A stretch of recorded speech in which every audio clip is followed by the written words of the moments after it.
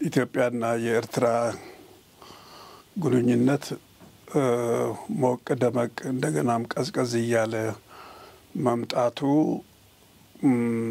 የሚጠበቅም የሚታይም ምናልባት የተዳከመ ዲፕሎማሲያቸውን በማየት ለጥቃት የሚፈልጉ ኃይሎች በሙሉ አስመራ ቢሰባሰቡ ከሌላ አገር ጋር ሊያጋጩ አይችልም ወይ? የአስመራን አካሄድ የሀገራቸውን ኢንተረስት ወይም ፍላጎትና የመንግስታቸውን ፍላጎት ማስጠበቅና አቻ የሆነ ግንኙነትና ጥቅም በሚያስገኝ ዊን-ዊን ፕሮግራምና ፖሊሲን ማስከተል ነው።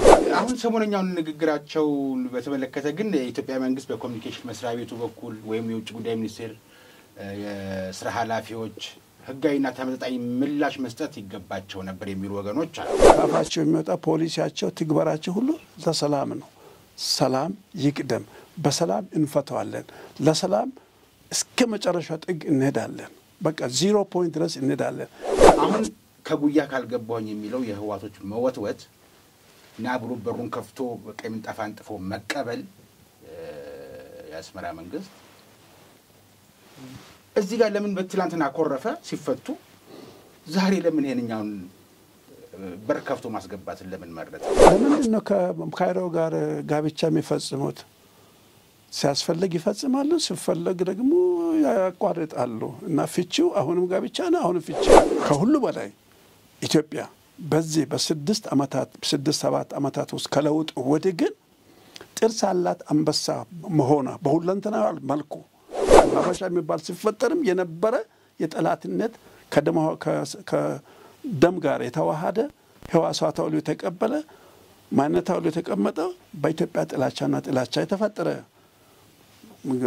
ግለሰቦች ወይም ፖሊሲያቸው ስለሆነ አይገርምም። የበላይነትና የተጽዕኖ ፈጣሪነት፣ የኃያልነት፣ የገዥነት እና የመቆጣጠር ይሄ ነው መንፈሳቸው። ሌላ ለዛ መሳሪያ ሞቲቬትድ የሆኑት መሳሪያዎች ማስፈጸሚያዎች ስለሆኑ ለዚህ ነው ኢሳያስና አልሲሲ የሚቀባበሉት የሚጎበኛኙት እንደ ሳሎንና መኝታ ክፍል አድርገው የሚሞሻሸሩት። ዲፕሎማሲ ሶፍት ዲፕሎማሲ በጣም ለስለስ ያለ ዲፕሎማሲ ጎጂ ነው። ሰው ዲፕሎማሲ ሲባል ቃላት መርጦ መናገር፣ ከንፈር መብጠጥ፣ የበታችነት ስሜት አይደለም። ከጠንካራ ጎን ነው ዲፕሎማሲን መስራት አለብን።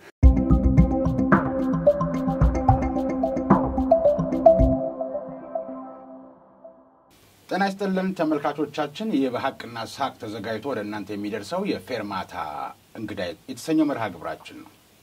ብዙውን ጊዜ በተለያዩ ሀገራት አብዮታዊ በዓላትና የነጻነት በዓላት ሲከበሩ መሪዎች የሚናገሩት እንዲህ ሆነን ታፍነን ተጨቁነን ነበር፣ ባደረግነው መራር ትግል ድል አግኝተናል እና የመሳሰሉት ንግግሮችን በመናገር ነው። አንዳንድ ሰዎች እንደሚሉት ሐሳባቸውን ምን ያህሎቹ እንደገዙት ምርምር ቢያስፈልገውም ህዝቡን አታለውት ነጻነት ወይንስ ባርነት ብለው ሲጠሩትም ቃሉ የሚያስጠላውን ባርነት የሚለውን ቃል ተጸይፎ ነጻነትን መረጠ የተባለው የኤርትራ ህዝብ ያለ ውዴታው ከወንድም የኢትዮጵያ ህዝብ እንዲለያይ አደረጉት። እንግዲህ እንዲህ ባለ ሁኔታ የተለየን ህዝብ የነጻነት በዓልህ ተብሎ በአደባባይ ቀኑ ሲከበር ለዚህ ነጻነት መገኘት የተከፈለውን ዋጋ ከመደስኮር ይልቅ ፕሬዝዳንት ኢሳያስ በኢትዮጵያ ላይ ክስ ሰንዝረዋል። ይህ ደግሞ የአንድን ሉዓላዊ ሀገር መብትና ጥቅምን ያላከበረ መሆኑን የህግ ባለሙያዎች፣ ዲፕሎማቶች፣ የአካባቢውን ሁኔታ በትኩረት የሚከታተሉ ምሁራን ይናገራሉ። እናም በዚህ ዙሪያ ማብራሪያ እንዲሰጡን እንግዳ ጋብዘናል። እንግዳዬ ከዚህ በፊት በሌላ ርዕሰ ጉዳይ የጋበዝኳቸው ቢሆንም ዛሬም ለፌርማታ እንግዳ እንዲሆኑኝ ደግመን ተገናኝተናል። ምናልባት የእንግዳይን የትምህርት ዝግጁነትና የሥራ ልምድ ደግሜ ማስተዋወቅን ወድጃለሁ። በዓለም አቀፍ ህግ ማስትሬት አላቸው። በሊደርሺፕና ማኔጅመንት የዶክትሬት ዲግሪ አላቸው። በዲፕሎማሲ እና ዓለም አቀፍ በልማት አስተዳደር በፖለቲካ ብሔራዊ መግባባትና እርቅ ኮሚሽን ውስጥ አገልግለዋል። በ1969 መጨረሻ እስከ 1976 መገባደጃ በቀድሞ የሶቪየት ህብረት የሚሊተሪና የሲቪል ተማሪዎች ህብረት መስራችና የመጀመሪያው ሊቀመንበር ነበሩ። ከፍተኛ ዲፕሎማትና የህግ ነክ ጉዳዮች ላይ ሰፊ አገልግሎት የሰጡት እንግዳዬ የኢትዮጵያ ፐብሊክ ዲፕሎማሲ አባል፣ የታላቁ ህዳሴ ግድብ ህዝባዊ ተሳትፎ ማስተባበሪያ ምክር ቤትም አባል ሆነው አገልግለዋል። ዛሬ እውን የሆነው ሀገራዊ ምክክር ኮሚሽን ባልታሰበበት በወያኔ ጊዜ ሀሳቡን አመንጭተው ብዙ ደክመው የሚያደምጣቸው ማጣታቸውን የሚያውቋቸው ይመሰክሩላቸዋል። የኢትዮጵያ ራዕይ ፓርቲ መስራችና ፕሬዝዳንትም ነበሩ። እንግዳዬ የዚያድ ባሬ ወረራን ተከትሎ 8 ወራት ከ2 ቀን የፈጀው ጦርነት በአይበገሬ የኢትዮጵያ ልጆች በድል ከተጠናቀቀ በኋላ ድምፅ አልባ ጦርነት ተብሎ የሚጠራውን የዲፕሎማሲ ዘመቻ ተልዕኮ ተቀብለው የነበሩ ሌላው ሰው ነበሩ። በሞቃዲሾ ዲፕሎማት በኤምባሲው የኢሰፓ አንደኛ ጸሐፊም ነበሩ።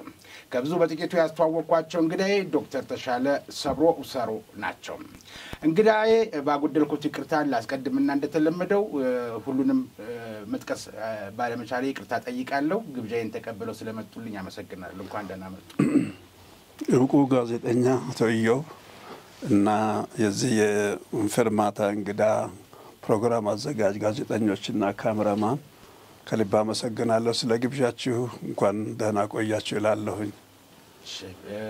በቀደም ዕለት ኤርትራ ነፃ የወጣችበትን ቀን በተመለከተ በነፃነት በዓሉ ላይ ንግግር ያደረጉት ፕሬዝዳንት ኢሳያስ አፈወርቂ በአፍ ወለምታ ሳይሆን ሆን ብለው ጠባጫሪ ንግግር አድርገው ሰምተናል። የኤርትራ መንግስት በኢትዮጵያ ላይ የሰነዘረው ውንጀላ መርህን የጣሰ መሆኑን የሚናገሩ አሉ። እንደው እሱ በዚህ ላይ ሐሳቡ ምንድነው? ከዚህ ልጀምር እስኪ።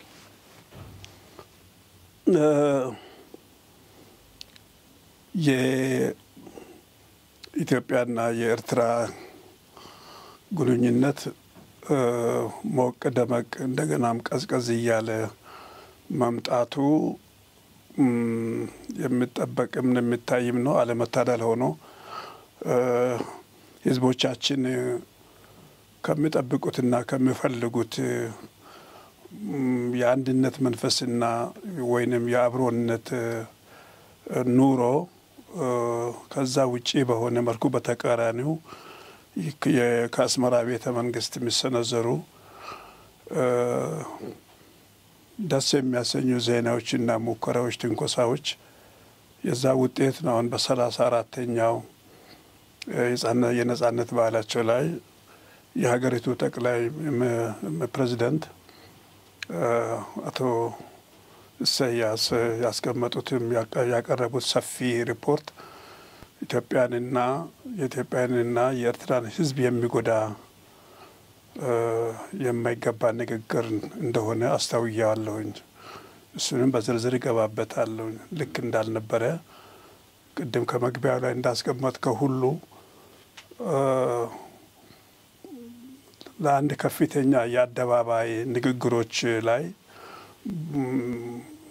ፖሊሲ ነክ ነገሮች ይነገራሉ። ከሁሉም በላይ ደግሞ የመጡበት ሂደት የነጻነት በዓል ከሆነ ከየት ተነስተው የት እንደደረሱ ያመለክታል። ሁለተኛም ደግሞ በተለያዩ ዘርፎች ወደፊት ያቀዱት የአጭርም መካከለኛም ሆነ የረዥም ጊዜ እቅድ ይዳሰሳል። ነገር ግን እንደዛ አይነት አካሄድ ነበረ የኤርትራ ህዝብ የሚጠብቀው፣ ሌላም ዓለም የሚጠብቀው። ወይንም በቀጠናው ዙሪያ ላይ ወይም በዓለም አቀፍ ሰላም ጉዳይ ላይ ከጎረቤት ሀገሮች ጋር ያለው ግንኙነት ምን ይመስላል፣ የት ቦታ ላይ እንቅፋትና እክል ገጠመው እና እንዴት መፈወስና መጠገን ነበረበት ወይም አለበት፣ ከዚህ ተነስተ ምን ማድረግ አለብን የሚል የሰላም ጥሪ፣ የመከባበር፣ የመቻቻል፣ አብሮ የማደግ የቀጠናዊ ትስስሮች ላይ ይተኮርበታል እንጂ ዝም ብሎ አንዳንድ ቁስሎችን ዝም ብሎ መባጨትና መፍጨርጨር ያ ጤናማ አካሄድ አይመስለኝም። ያም ደግሞ የፕሬዝዳንቱን ማንነትና ምንነት ቀድሞ ከምናውቀው በላይ አጉልቶ እያሳየ የጦርነት ዝግጅትና በኢትዮጵያ ውስጥ ጉዳይ ላይ ጣልቃ በመግባት አንዱን ብሔር፣ አንዱን ክልል፣ አንዱን ህብረተሰብ ክፍላችንን የሰላም ጠንቅ አድርጎ ማቅረብ ይህ ከከፋፋይነት የበለጠ ምን ማለት ይቻላል ባይነኝ። ዝርዝር ሲገባበታለሁ። እሺ እንደው በስፋት እያየ ነው እንሄዳለን። እንደው አንዳንድ ጊዜ በአደባባይ የሚነገርና በጓዳ የሚነገር ነገር አለ። እንደዚህ አይነት ቂመኝነት ሐሳብ ካላቸው በአደባባይ ሳይናገሩት ግን ቀደም ሲል ሶም እንዳሉት ከጎረቤት ሀገር ጋራ ያላቸውን ለሰላም የሚዘረጋ እጅ እስከምን ድረስ እንደሆነ መናገር ሲቻል የኤርትራ ህዝብ የከፈለውን መስዋዕትነት አንስቶ እዚህ ቀን ድረስ ማለት ሲቻል እሳቸው በተገላቢጦሹ ያነሱት ምናልባትም የዲፕሎማሲ አቅማቸው ምን ያህል እንደወረደ ማሳያ ነው የሚሉ ሰዎች አሉ። እርሶ ደግሞ አንጋፋ ኢትዮጵያ ካፈራቻቸው ዲፕሎማቶች አንዱ ነዎትና እንደው ከዲፕሎማሲ አንፃር እንዴት አድርጎ ይገለጻል ይሄ ነገር? መልካም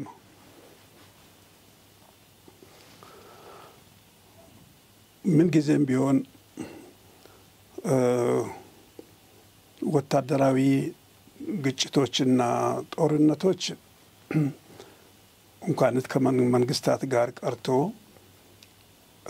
በትንሽ ቡድን ውስጥም እንኳን የመጨረሻ አማራጭ መሆን አለበት። በምንም አይነት መልኩ የመጀመሪያዎቹ አማራጮች ሊሆኑ አይገቡም። ግን በዚህ በስቴዲየም በነበራቸው ታላቅ አመት በዓል ላይ ያደረጉት ንግግር ለሰላም ጠንቅ ነው፣ ለህዝባቸው ሰላምም ጠንቅ ነው፣ ለራሳቸውም ክብርና ማንነት ጠንቅ ነው። ጥሩ ስምና ጥኑ ማንነት አይሆንላቸው ወይም አይዙትም እና ጠላትነትን ይበልጥ ያጎላሉ እንጂ ምንድነው ይሄ ዲፕሎማሲ ይመስለኛል። ዲፕሎማሲ በተለይ ስራ ላይ ማዋል መተርጎም ያለባቸው አካባቢዎች አሉ። በዋናነት እነማን የት ላይ ማተኮር አለባቸው ነው። በመጀመሪያ ደረጃ መሪው ነው። መሪ ምን ይመስላል እና የውጭ ፖሊሲያችን ምን ይመስላል፣ ህገ መንግስታችን ምን ይመስላል ካለ የውጭ ጉዳይ ካላቸው የውጭ ጉዳይ ፖሊሲ ምን ይመስላል ተብሎ መጀመሪያ ህገ መንግስቱ ላይ ከዛ በውጭ ግንኙነት ወይም በውጭ ጉዳይ መስሪያ ቤት ባለው ዶክመንቶች ላይ ፖሊሲው እንዴት ተቀርጿል፣ ያ ተራማጅ ነው ወይ፣ ያ አቀራራቢ ነው ወይ፣ ያ ለሁለትዮሽ እና ለብዙሃኑ መንግስታትና በተለይም ለጎረቤት ሀገሮች ጋር ያለው ግንኙነት ምንን ይመስላል፣ እንዴት መገንባት ይቻላል፣ ያንንስ ይተገብሩታል ወይ እያለ በውጭ ጉዳይ ሚኒስቴር መስሪያ ቤት ትልቁ ስራ የቤት ስራ ይሄ ነው። ዋናው ደግሞ ከዛ በላይ ዋናው የመንግስት ቁንጮ የሆነ ጠቅላይ ሚኒስትርም ሆነ ፕሬዚደንት ወይም ፓርላማው የሚሉ አለ። ከዛም ውስጥ ደግሞ ከጎንዮሽ ደግሞ ሌሎች ፓርቲ የገዢው ፓርቲ ያለው ፖሊሲ ምን ይመስላል ተብሎ ይታያል። የነዚህ ሁሉ ጥቅል ሐሳብ እነዚህ ጥቅል ጥሬ ዕቃዎች ይመጡና አንድም ብዙሃንም ይመስሉና ግን አንድ ማሰሪያ አላቸው። ዞሮ ዞሮ የሀገራቸውን ኢንተረስት ወይም ፍላጎትና የመንግስታቸውን ፍላጎት ማስጠበቅና አቻ የሆነ ግንኙነትና ጥቅም በሚያስገኝ ዊን ፕሮግራምና ፖሊሲን ማስከተል ነው ወይም እሱን ማስጠበቅ ነው የዲፕሎማሲ ትልቁ መሰረት። የሀገርን መንግስትን ጥቅም በህጋዊና ዲፕሎማሲያዊ በሆነ የዓለም አቀፍ ህጎችን እያከበርክ ያንን ግንኙነት ታስጠብቃለህ በሰላማዊ አካሄድ። ጦርነት እንኳን አስፈላጊ ቢሆኑ እንኳን መጀመሪያ ዲፕሎማሲ ተጣርቶና ተሟጦ ማለቅ አለበት ነው። የትም አይሄድም።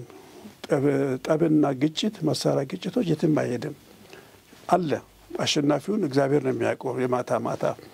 ግን ምን ጊዜም ቢሆን የሚያስለች ጦርነት የዲፕሎማሲ ጦርነት መቀጠል አለበት ነው። ከዚህ አኳያ የኤርትራ መንግስት አሁኑ ግሳት ላይ ያደረገ ያለው ያንኑ ውስጣዊ ማንነቱን በፍቁት አሁኑን ጦርነት በፍቁት አሁንም ግጭት በሚመስል መልኩ እድሜ ልካቸውን ይሁን ለ34 ዓመት ስልጣን ላይ ከወጡም ወዲህ ጫካ በነበሩበትም ሌላ 30 ዓመት ለ64 ዓመታት ያህል እንግዲህ ከኔ እድሜ በሚቀራረብ መልኩ ነው እያየሃለሁት። ስለዚህ አሁን ዲፕሎማሲው የከሰመነ አይነት ዲፕሎማሲ ነው ከአስመራ እየሰማን ያለው። እንደኔ ቢሆን ኖሮ ወይም እንደ መንግስታችን ቢሆን አሁን ለምሳሌ በየትኛውም መድረክ የኢትዮጵያ መንግስት ብልጽግናም ሆነ የሀገሪቱ ጠቅላይ ሚኒስትር በየትኛውም መድረክ ላይ ጦርነት እንኳ አስፈላጊ ጫፍ ላይ በደረሰበት ወቅት ሰላምን ነበረ ወይም ሰላምን ነው እየሰበኩ ያሉት። ያ የህዝባችን የልብ ትርታ ነው። ያ የ134 ሚሊዮን ህዝብ ፍላጎትና ምኞትም ብቻ ሳይሆን ጉጉትም ነው። ሰላም እንፈልጋለን ከየትኛው መንግስት ጋር። ስለዚህ በተለያዩ መድረኮች ጠቅላይ ሚኒስትራችን በተለያዩ መድረኮች በምንም አይነት በአባይ ግድብም ይሁን በቀይ ባህር ጥያቄዎቻችንም ቢሆን በሶማሌ በኩል በመጣው ከግብጾች አሁንም ለቱንኮሻ ያመጡትንም ያንን አካሄድ አጀንዳ ይሁን ሁልጊዜ ካፋቸው የሚወጣ ፖሊሲያቸው ትግበራቸው ሁሉ ለሰላም ነው። ሰላም ይቅደም፣ በሰላም እንፈታዋለን፣ ለሰላም እስከ መጨረሻ ጥግ እንሄዳለን፣ በቃ 0 ፖይንት ድረስ እንሄዳለን፣ ካስፈለገ ወደ ኔጌቲቭም ገብተን በሰላም ህጋዊ ጥያቄዎቻችንን እናስፈጽማለን እንጂ የመጀመሪያዎቹ አንሆንም። ቃት የጠመንጃን ቃት ለመሳብ ወይም ፈንጂ ለመወርወር ወይም አየር ላይ ለመላክና ቦምብ ለመላክ ወይም ድሮን ለመላክ የመጀመሪያዎቹ አንሆንም ነው። ይህ ነው ዲፕሎማሲ። ስለዚህ ከዚህ ፕሬዚደንቱ ኤርትራ ፕሬዚደንት ያስቀመጡት ከዚህ በጣም ተቃርነው ነው ያስቀመጡት። ይህ ማስፈራሪያ ነው። ይህ አከፋፋይ ነው። በውስጥ ጉዳይ መግባት ነው። አንድን ብሔር ከሌላ ብሔር ማስበለጥ ነው። አስበልጦ እንደ ፓርቲውንም ጭምር ስም ጠርቶ ብልጽግና ብሎ ስም ጠርቶ ፈርጆ ኦሮሞ ብሎ ፈርጆ እንደ አይነት ከምንም አይነት ጤናም ነገ እኮ ታሪክ ይቀየርና በሌሎች መድረኮች ላይ እንገናኝ ይሆናል፣ መገናኘት ይኖራል። ስለዚህ ትዝብት ምን ያስፈልጋል ነው። ትዝብት ምን ያስፈልጋል? ለትዝብት የምናገሩት ቋንቋ ይህ ከእንዲህ አይነት አንቱታን ካከረፉ ከዕድሜ ባለጸጋ ከአንጋፋ ታጋይ ተብለው ራሳቸውን ከቆጠሩትም ሆነ ወዳጆቻቸው ከሚያገኟቸው ሰው ይህ አይጠበቅም። ይሄ ምን ጥቅም አለው? ጦርነት ናፋቂነት፣ የጦርነት ፖሊሲ በዛ መስከር ምን ያስፈልጋል ነው። ስለዚህ ስህተት ነው። እንደው ስለ ዲፕሎማሲው ስለሆነ የምናነሳው ይቅርታ ካቋረጥ ምን ችግር የለው። ምናልባት በዚህ በቀይ ባህር ምክንያት ከካይሮ ጋራ የማይዘልቅ ጋብቻ ጀምራለች ኤርትራና እንደው ምናልባት ካይሮን ለማስደሰት የሚመጣውንም ነገር እንዲህ ብለህ በአደባባይ ስለተናገርክልኝ እኔ ከጎን ነኝ የሚል ምላሽ ለማግኘት እንደገና ደግሞ ለ27 ዓመት ስልጣን ላይ የነበረውና አሁን መቀሌ የሚገኘው በቅርቡን በምርጫ ቦርድ ከፓርቲነት የተሰረዘው ህወሓት ትላንትና ሲበድለውና ሲያደርገው የነበረውን ረስቶ ግን ዛሬ አብሬ ካልሆንኩኝ የሚለው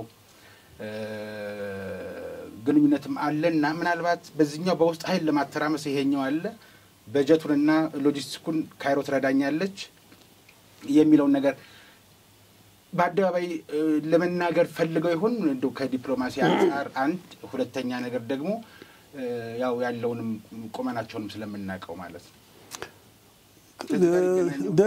ዲፕሎማሲያቸው ፑር ነው። ይቅርታ አድርገልኝ። ከአስመራ መሰነዘረው ወደ ውጭ የሚላከው ሪሞት ኮንትሮል በሰውም በሚዲያም በአካልም በተፈለገው በሳይንቲፊክ ሜቶዶችም በሁሉም የምናያቸው ነገሮች ደካማ ነው። የኤርትራ ምሁራኖች ደካሞች ናቸው። ዲፕሎማቶች የሉም ማለት አይደለም። ትላንት እኮ በኢትዮጵያ ሕዝብ ስምም በአንድነቱ ጊዜ ኢትዮጵያን ወክሎ ጠንካራ ዲፕሎማት ወገኖቻችን ምሁራኖች የኤርትራ ተወላጆች እንደነበሩ ታሪክ ያወሳል፣ እናውቀዋለን። አንቱታን ያከበሩ ያፈሩ። ግን አሁን ያለው አልኩት ያ መሪ ቁንጮ ላይ ያለው ምክንያቱም በአንድ ሰው ሰበብ ሕዝብ ይጎዳል፣ ሕዝብ ይነካል። በተወሰኑ ቡድን ሰበብ እና ምክንያት ወይም ስህተት ታሪካዊ ስህተት ይፈጸምና አላስፈላጊ የሆነ ያልተገባ ጦርነት ፊታዊ ያለ ጦርነትም ይነሳል። ስለዚህ አሁን የዲፕሎማሲያቸው እዚህ ገባ የሚባል አይደለም። አሁን ያየ ነው በሆነ ለመናገር ቀድሞንም ቢሆን ይታወቃል። በየትኛው መድረክ ላይ የትኛውን አካባቢያዊ ችግር ሲፈታ አየን። የአስመራ ከአስመራ የሚሰነዘሩ ወይም የሚወጡ ዲፕሎማቲክ አካሄዶች የትኛውን ችግር የራሳቸውንም ችግር የአካባቢውን ችግር የጎረቤቶቻቸውን ችግር የቀጠናውን የአፍሪካን ብሎም እኮ የዓለምን ችግሮች እንደ ያቅማቸው እንኳ አለ ለመባሉ እንኳ ያነሱት ቦታ የለም። እውነት ለመናገር እንዲያውም ዲፕሎማሲያቸው የሚያተኩረው ወደ ግጭቶችና ስርዓት አልበኞችን፣ አምባገነኖችን፣ ከፋፋዮችን እና ሽብርተኞችን የማደፋፈር ነው ፖሊሲያቸው። ይሄ ነው መናገር ይቻላል። ለምንድን ነው ሶማሌ ምድር የምትበጠበጠው? የሶማሌ ምድር የምትበጠበጠው በሳቸው በግል የዲፕሎማሲ አካሄዳቸው ነው። ይሄ ለሰላም ያላቸው አይመስለኝም። ለምንድን ነው ከካይሮ ጋር ጋብቻ የሚፈጽሙት? ሲያስፈልግ ይፈጽማሉ፣ ሲፈለግ ደግሞ ያቋርጣሉ። እና ፍቺው አሁንም ጋብቻ ነው፣ አሁንም ፍቺ ነው። ሁልጊዜ የጋብቻ ሰርቲፊኬት፣ ሌላው ጊዜ ደግሞ የፍቺ ሰርቲፊኬት ይቀባበላሉ። ይህ ለምንድን ነው? ይሄ ዲፕሎማሲያቸው በጣም ደካማ፣ ሁልጊዜ ማዕከል የሚያደርጉት ሁለቱም ከዚህ ቀደም ብያለሁ። እዚህ መድረክ ሌላ መድረክ ላይ አንስቼ አውቃለሁ። ሁለቱም የራሳቸው አንድ የሚያደርጋቸውና በየግል የሚሄዱበት ሁኔታ ኢትዮጵያን በተመለከተ በየግል ይሄዳሉ፣ ምክንያት አላቸው። ደግሞ ይጣመራሉ፣ ጋብቻቸው ደባል ሆነው ይቀመጣሉ። አንድ አዳራሽ አንድ አልጋ ላይ ይተኛሉ፣ ግን ደግሞ በማግስቱ ደግሞ የሉም። ይሄ ከምን አኳያ ነው? ኢትዮጵያን በተመለከተ አስመራ የራሷ ምክንያት አላት በግሏ። ለምን ኢትዮጵያ ወይም አዲስ አበባ የተበለጠች በአዲስ አበባ የተበለጠች ይመስላታል። ጤናማም አመለካከት አለ። የሚቀኝነትም ነው፣ የስጋትም ነው። ያልተገባ ስጋት፣ ከኛ ያልሆነ ስጋት፣ የአርቲፊሻል ስጋት። ይሄ ሁለተኛ በሌላ በእንግሊዝኛ ቋንቋ ነው ላስቀምጥና የኢንፌሪዮሪቲ ስሜት እውነት ለመናገር በአንድ በኩል እውነትም አላቸው። የኤርትራ ህዝብ እኮ ወገኖቻችን በቁጥሩም ከፖፑሌሽኑ ከዋይዝ ቤት 3.6 ሚሊዮን ህዝብ ነው። የ2025 ያሁኑ ሪከርድ ወይም ስታቲስቲክስ የሚያሳየ 3.6 ከምናምን ነው ሚሊዮን። እሺ ያ ማለት የኛ ካሉት ክልሎች ማለት የአዲስ አበባ ህዝብ ይበልጠዋል ማለት ነው። 2 ጊዜ እጥፍ ይበልጠዋል የአዲስ አበባ ነዋሪዎች። ይሄ ህዝብ ነው አንድ። ሁለተኛ ቴሪቶሪ ሙካ በተመለከተ 117,600 ኪሎ ሜትር ስኩዌር ነው ስታየው። በኢኮኖሚ የትያለለ ነው። በምንም አይነት መልኩ በአንድ ንጽጽር በአንድ ሚዛን ላይ የምንቀመጥም አይደለንም። የሚገርም ነው። እና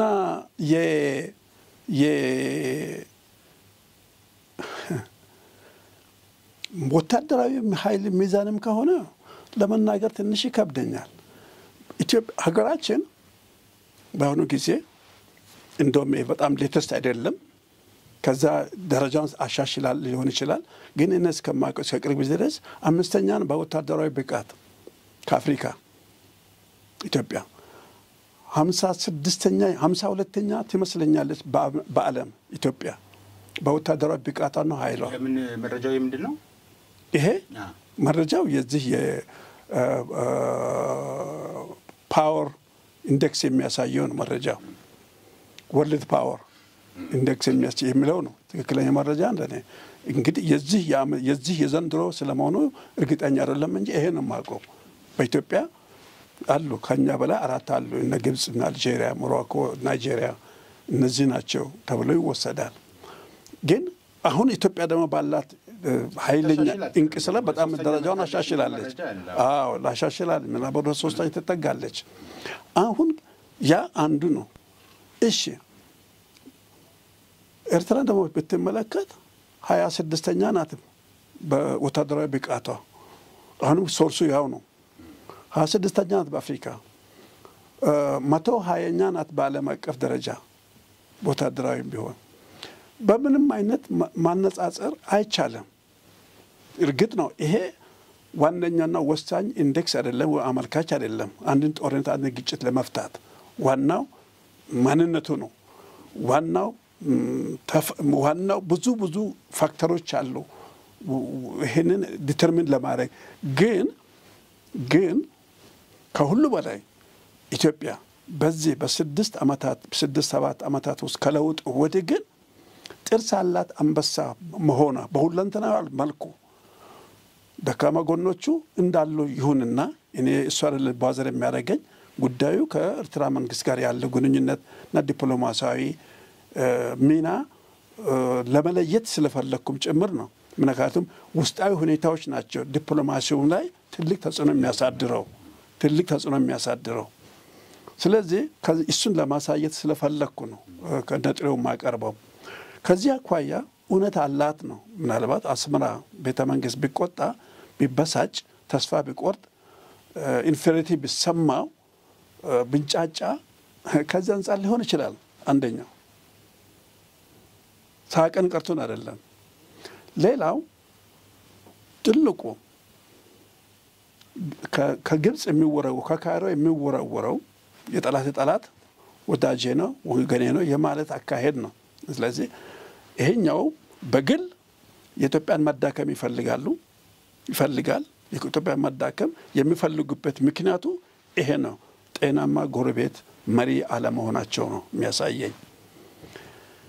ጋራ የሚያረጋቸው ግብጽና አስመራና ካይሮን የጋራ ጠላትነት ላይ የሚፈጅራቸው ግብጾችም ምናቃቸው ጥያቄዎች አሉ። ኢትዮጵያ ስትፈጠር ከኢትዮጵያ ማህፀኗ የወጣው አባይ እስካለ ድረስ ኢትዮጵያ የምትባልም ሀገር በጂኦግራፊ ባለችበት ሁኔታ ጥንት መጀመሪያ ነው። የታላቁ ህዳሴ ግድብ አይደለም ለዚያ በቃ አስቀድሞ ነው ሀበሻ የሚባል ሲፈጠርም የነበረ የጠላትነት ከደም ጋር የተዋሃደ ህዋሳታው የተቀበለ ማንነታው የተቀመጠ በኢትዮጵያ ጥላቻ የተፈጠረ ግለሰቦች ወይም ፖሊሲያቸው ስለሆነ አይገርመንም። ስለዚህ ኢትዮጵያን ከነጭሩ አባይን ለመቆጣጠር ይሄንን ለማገር ይሄንን ጠንካራ ለመቆጣጠር ሲፈልጉ ግብጾች ከዚህ አኳያን የፈለጉት መስመር ኢትዮጵያን ማዳከም ወይም መከፋፈል ወይም መገነጣጠል ነው። ሌላው አሁን የምናየው የመውጫ በራችን የባህር በራችን ጥርቅም አድርጎ መዝጋት ነው። ይሄ ሁለቱንም ያገናኛቸዋል። ሁለቱም ባህር መውጫ ላይ ረጅም ወሰን ነው ያላቸው ኤርትራም ሆነ ግብጽ። ስለዚህ ይሄ እነሱ ዋና ፈላጭ ቆራጭ ነው የአካባቢው አንበሶች ሆነው ኢትዮጵያን ኦልሬዲ አርቀውታል፣ ገፍትረውታል፣ ወደ ውስጥ ወደ ማጸኖት አስገቡ። ስለዚህ እኛ አሁን ህጋዊ ጥያቄያችንን ለማቅረብ በምንፈልግበት ጊዜ በታላቁ ህዳሴ ግድብ መሸነፍ የቆጫቸውና የጸጸታቸው ወገኖች የኛ ጠላቶች የምንላቸው አሁን የለም። ይሄ ከተጨመረማ ከነጭራሹ ውሃን የመቆጣጠር ብቻም ሳይሆን አካባቢውንና ቀጠናውንም ኢትዮጵያ ብላም አፍሪካን ልትቆጣጠር ትችላለች የሚል ስጋት ነው። የአካባቢ የበላይነት መሆን በቀይ ባህር በሜዲትራኒያን አካባቢ በዚህ በአፍሪካ ቀንድና በመሳሰሉት በየትኛውም መድረክ አፍሪካዊ በሆነ መድረኮችንም ሆነ ቀጠናዊ በሆነም ሆነ ዓለም አቀፍ መድረኮችም ላይ የኢትዮጵያን ታላቅነትና ተሰምነትና ተጽዕኖ ፈጣሪነትን ለማኮሰስና ለማሳነስ የሚደረገው ትልቅ ግብግብ ነው። ይሄ የበላይነት ግብግብ ነው። እኔ ዝም ብሎ የውሃ ግብግብ አይደለም። የዝም ብሎ ባህር በር የመከልከልም ግብግብ የለም። በዛም ኃይል ስልጣን የላቸውም። ይህ ግብግብ ከምን የተነሳ ነው? ኢትዮጵያ ላይ ካላቸው ካሳደሩት ጥላቻ ያም ጥላቻ በምን እንጸባረቃል? በምን ታጠናከሩት? የስልጣንና የበላይነት የማጎናጸፍ 34-33 ሚሊዮን ኢትዮጵያ ህዝብ ላይ ተጽዕኖአቸውን የማሳረፍና እነሱ ብቻ ከሰሜኑ እንደጀመሩት ይሄንን በአፍሪካ ኮሚቴና በእስላሚክ ኮንፈረንስ በአረብ ሊግ ያላቸውን ገዥነት ስሜታቸውን እኛም ላይ በጥቁሮችም ላይ በአፍሪካ ቀንድ ላይ በተለይ በኢትዮጵያ ላይ በዛም በኩል አፍሪካ ላይ ለማሳደር የሚያደርጉት የበላይነትና የተጽዕኖ ፈጣሪነት የኃያልነት የገዥነት እና የመቆጣጠር ይሄ ነው መንፈሳቸው። ሌላ ለዛ መሳሪያ ሞቲቬትድ የሆኑት መሳሪያዎች ማስፈጸሚያዎች ስለሆኑ ለዚህ ነው ኢሳያስና አልሲሲ የሚቀባበሉት የሚጎበኛኙት እንደ ሳሎንና መኝታ ክፍል አድርጎ የሚሞሻሸሩት። ከዚያ አኳያ ነው እኔ ዲፕሎማሲ በተለይ የአስመራ በጣም ደካማ ነው፣ የሚያሳዝን ነው። ለነሱ ዲፕሎማሲ ማለት ነገርን መጎንጎንና ጤናማ ያልሆነ አካሄድ እና ግጭቶችንና ጦርነቶችን መጋበዝ ነው የነሱ ዲፕሎማሲ። እኔ እንደገባኝ ተቃርነው ነው የሚሰሩት። ዲፕሎማሲ ሌላ ነው። ዲፕሎማሲ ሰላማዊ መሳሪያ ነው፣ ጢስ አልባ መሳሪያ ነው፣ ድምፅ አልባ መሳሪያ ነው። መነሻውም መዳረሻውም ነገሮች በውይይትና በሰጥቶ መቀበል ፖሊሲ እንፍታው ነው። ሁሉም አሸናፊ ይሆናል። ተሸናፊነት በዚህ መልኩ ተሸናፊ የሚል ክፍል አይኖርም። ሁሉም ያገኛል፣ የሚያጣ ይኖራል፣ የሚያገኝ ይበልጣል። ከመካከሉ ግን ምን ተገኘ? ሰላም የምትባል ተገኘች። እሱ ነው ዋናው። ይህን ለማለት አስባለሁ። እንደው የዲፕሎማሲ ክፍተት በእርግጥ በዘርፉ ላይ ረጅም ጊዜ የካበተ ልምድ ያሉት እርሶ ብቻ ሳይሆኑ ጉዳዩን በወፍ በረር የሚመለከትም ሰው በራሱ የፕሬዝዳንት ኢሳያስ የሰሞነኛው ንግግር ምን ያህል ዲፕሎማሲያቸው እንደወረደ፣ እንግዲህ ዲፕሎማሲ በሌላ ቋንቋ በሰላማዊ መንገድ መገናኘት ነው። አሁን ከአዲስ አበባ መቀሌ ከመቀሌም ያው የፈለገውን ያክል ጦርነቱንም አድርጎ መጨረሻ ላይ ሽንፈቱን ተጎንጭቶ እዛው መቀሌ የቀረው የህወሓት ቡድን በዘረፈውን የአገርና የህዝብ ሀብት ይዞ ወደ ኤርትራ እየገባ እንደሆነ ሰው በረሃብና በኑሮ ውድነት ናላው እየዞረ ግን የመሰረታዊ ምግብ ሸቀጣሸቀጦች ሁሉ ወደ አስመራ እየተላከ እንደሆነ አንዳንድ ጊዜም የወታደራዊ ራሱ የቡድኑ ወታደራዊ አመራሮች ከፍተኛ መኮንኖች እዛው አስመራ እየሄዱ በኢትዮጵያ ጉዳይ ላይ እንደሚዶልቱ አንዳንድ መረጃዎች ይወጣሉ። ምናልባት የተዳከመ ዲፕሎማሲያቸውን በማየት ለጥቃት የሚፈልጉ ኃይሎች በሙሉ አስመራ ቢሰባሰቡ ከሌላ አገር ጋር ሊያጋጩ አይችልም ወይ? የአስመራን አካሄድ የግድ ከኢትዮጵያ ጋር ብቻ ሳይሆን በዙሪያው እየሰበሰባቸው ያሉት አሁን በቅርብም እንደውም የድሮን መከላከያ ሶፍትዌር ሁሉ የተጫነበት ላፕቶፓቸውን ሁሉ ጥለው ዶክተር ደብረጽዮን ወጥተውባቸው አስመራ ገብተው ወጥተዋል የሚባል ነገር ነው እየተሰማ ያለው። ያም ማለያ ዲፕሎማሲው እንደዚህ የከሰረና የወረደ መሆኑን ለሚታዘብ ሰው ዙሪያውን ደግሞ ኢትዮጵያን ለማተራመስ በሚፈልጉ ኃይሎች መከበብና ለነሱ ቀይ ምንጣፍ ማንጠፍ ሌሎችን አያስቆጣም። በእርግጥ እነ ካይሮ ሊጠቀሙበት ይችላሉ አጋጣሚው መሰረታዊ ቅራኔና ጥላቻ ስላላቸው። ግን ሌሎቹ እንደው ይሄ ሰው እኮ እንደዚህ አይነት ነው በገሌ ላይ እንዲህ ሲያደርግ አይቼዋለሁ ትዝብት ላይ ሳይጥልም ወይ ዲፕሎማሲ ራሱ ትዝብት ላይ አይጥልም? እንዲህ አይነት ዲፕሎማሲ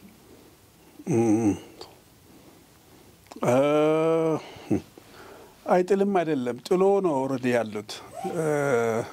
ከዚህ ከፋ ነገር ምን ያመጡ እንደሆነ አልገባኝም እንጂ ዲፕሎማሲያቸው መውደቁንና መንኮታኮቱን አያለሁኝ።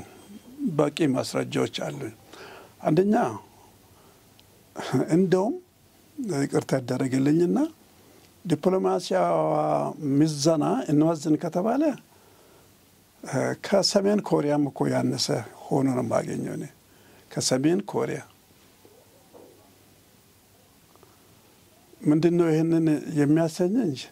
ለምሳሌ ነጻነቷን 1993 ላይ አገኘች እንደ አውሮፓ አቆጣጠር። ከ4 ዓመት በኋላ ህገ መንግስት ቀረጸች። ህገ መንግስቱ ሲቀረጽ የወረቀት ነበር ሆኖ ከመቀመጡም በስተቀር ወይም ከዛም በላይ የፓርቲ የኢፒኤልኤፍንም ስያሜ ቀይሮታል። ስያሜያቸውን ለጊዜ ማስታወስ ባልችልም ግን ዲሞክራሲ እና ፍትህ ነው የሚለው። ዲሞክራሲና ፍትህ የሚል ቃል በእንግሊዝኛ ተጽፏል። እርግጠኛ ነኝ። ኦኬ አንደኛ ያ ህገ መንግስት ከዛን ጊዜ ጀምሮ የተፈጠረው 1996-97 መስሎኛልና በፈረንጆች የዛን ጊዜ የተቀረጸው ሶኮልድ ህገ መንግስት የሚባለው ወረቀት ላይ ስለመኖርም እንጠራጠራለን። ወረቀት ላይ እንዳለ ሼፍ ላይ ዝም ብሎ አቧራ ይጠጣል እንጂ ልክ አዲሱ ስልጣን ላለው መንግስት ሌላ ስልጣን ላለው ፓርቲ የላቸው የፖለቲካ ድርጅት አንድ ነው። ቅድም ባልኩት በዚህ ስያሜ ያለው ነው።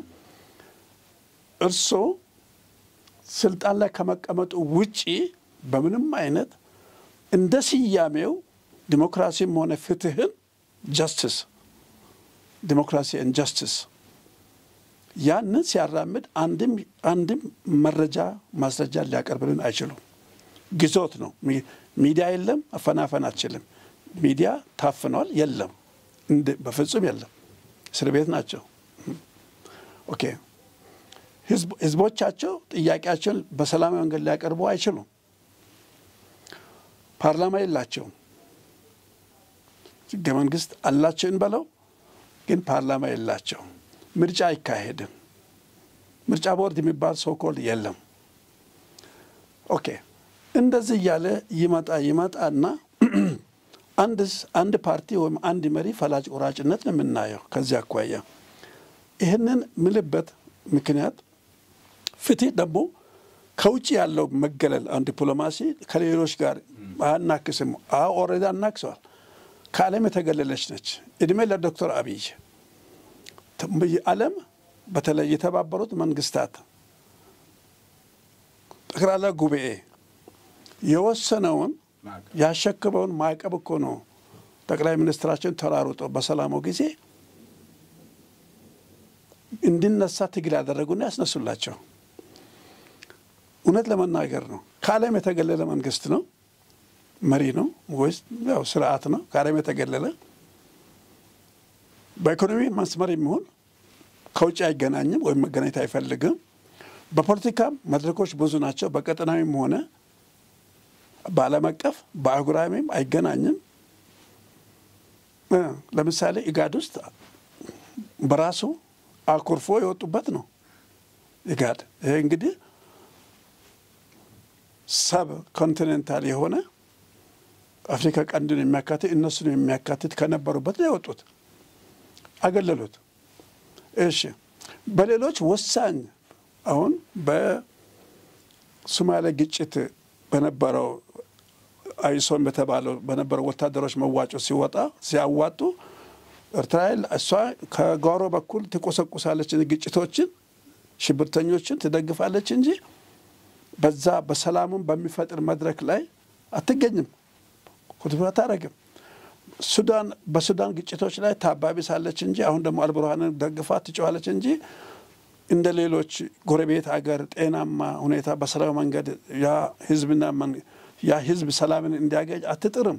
አንዱን ትደግፋል፣ ሌላው ትጠላለች።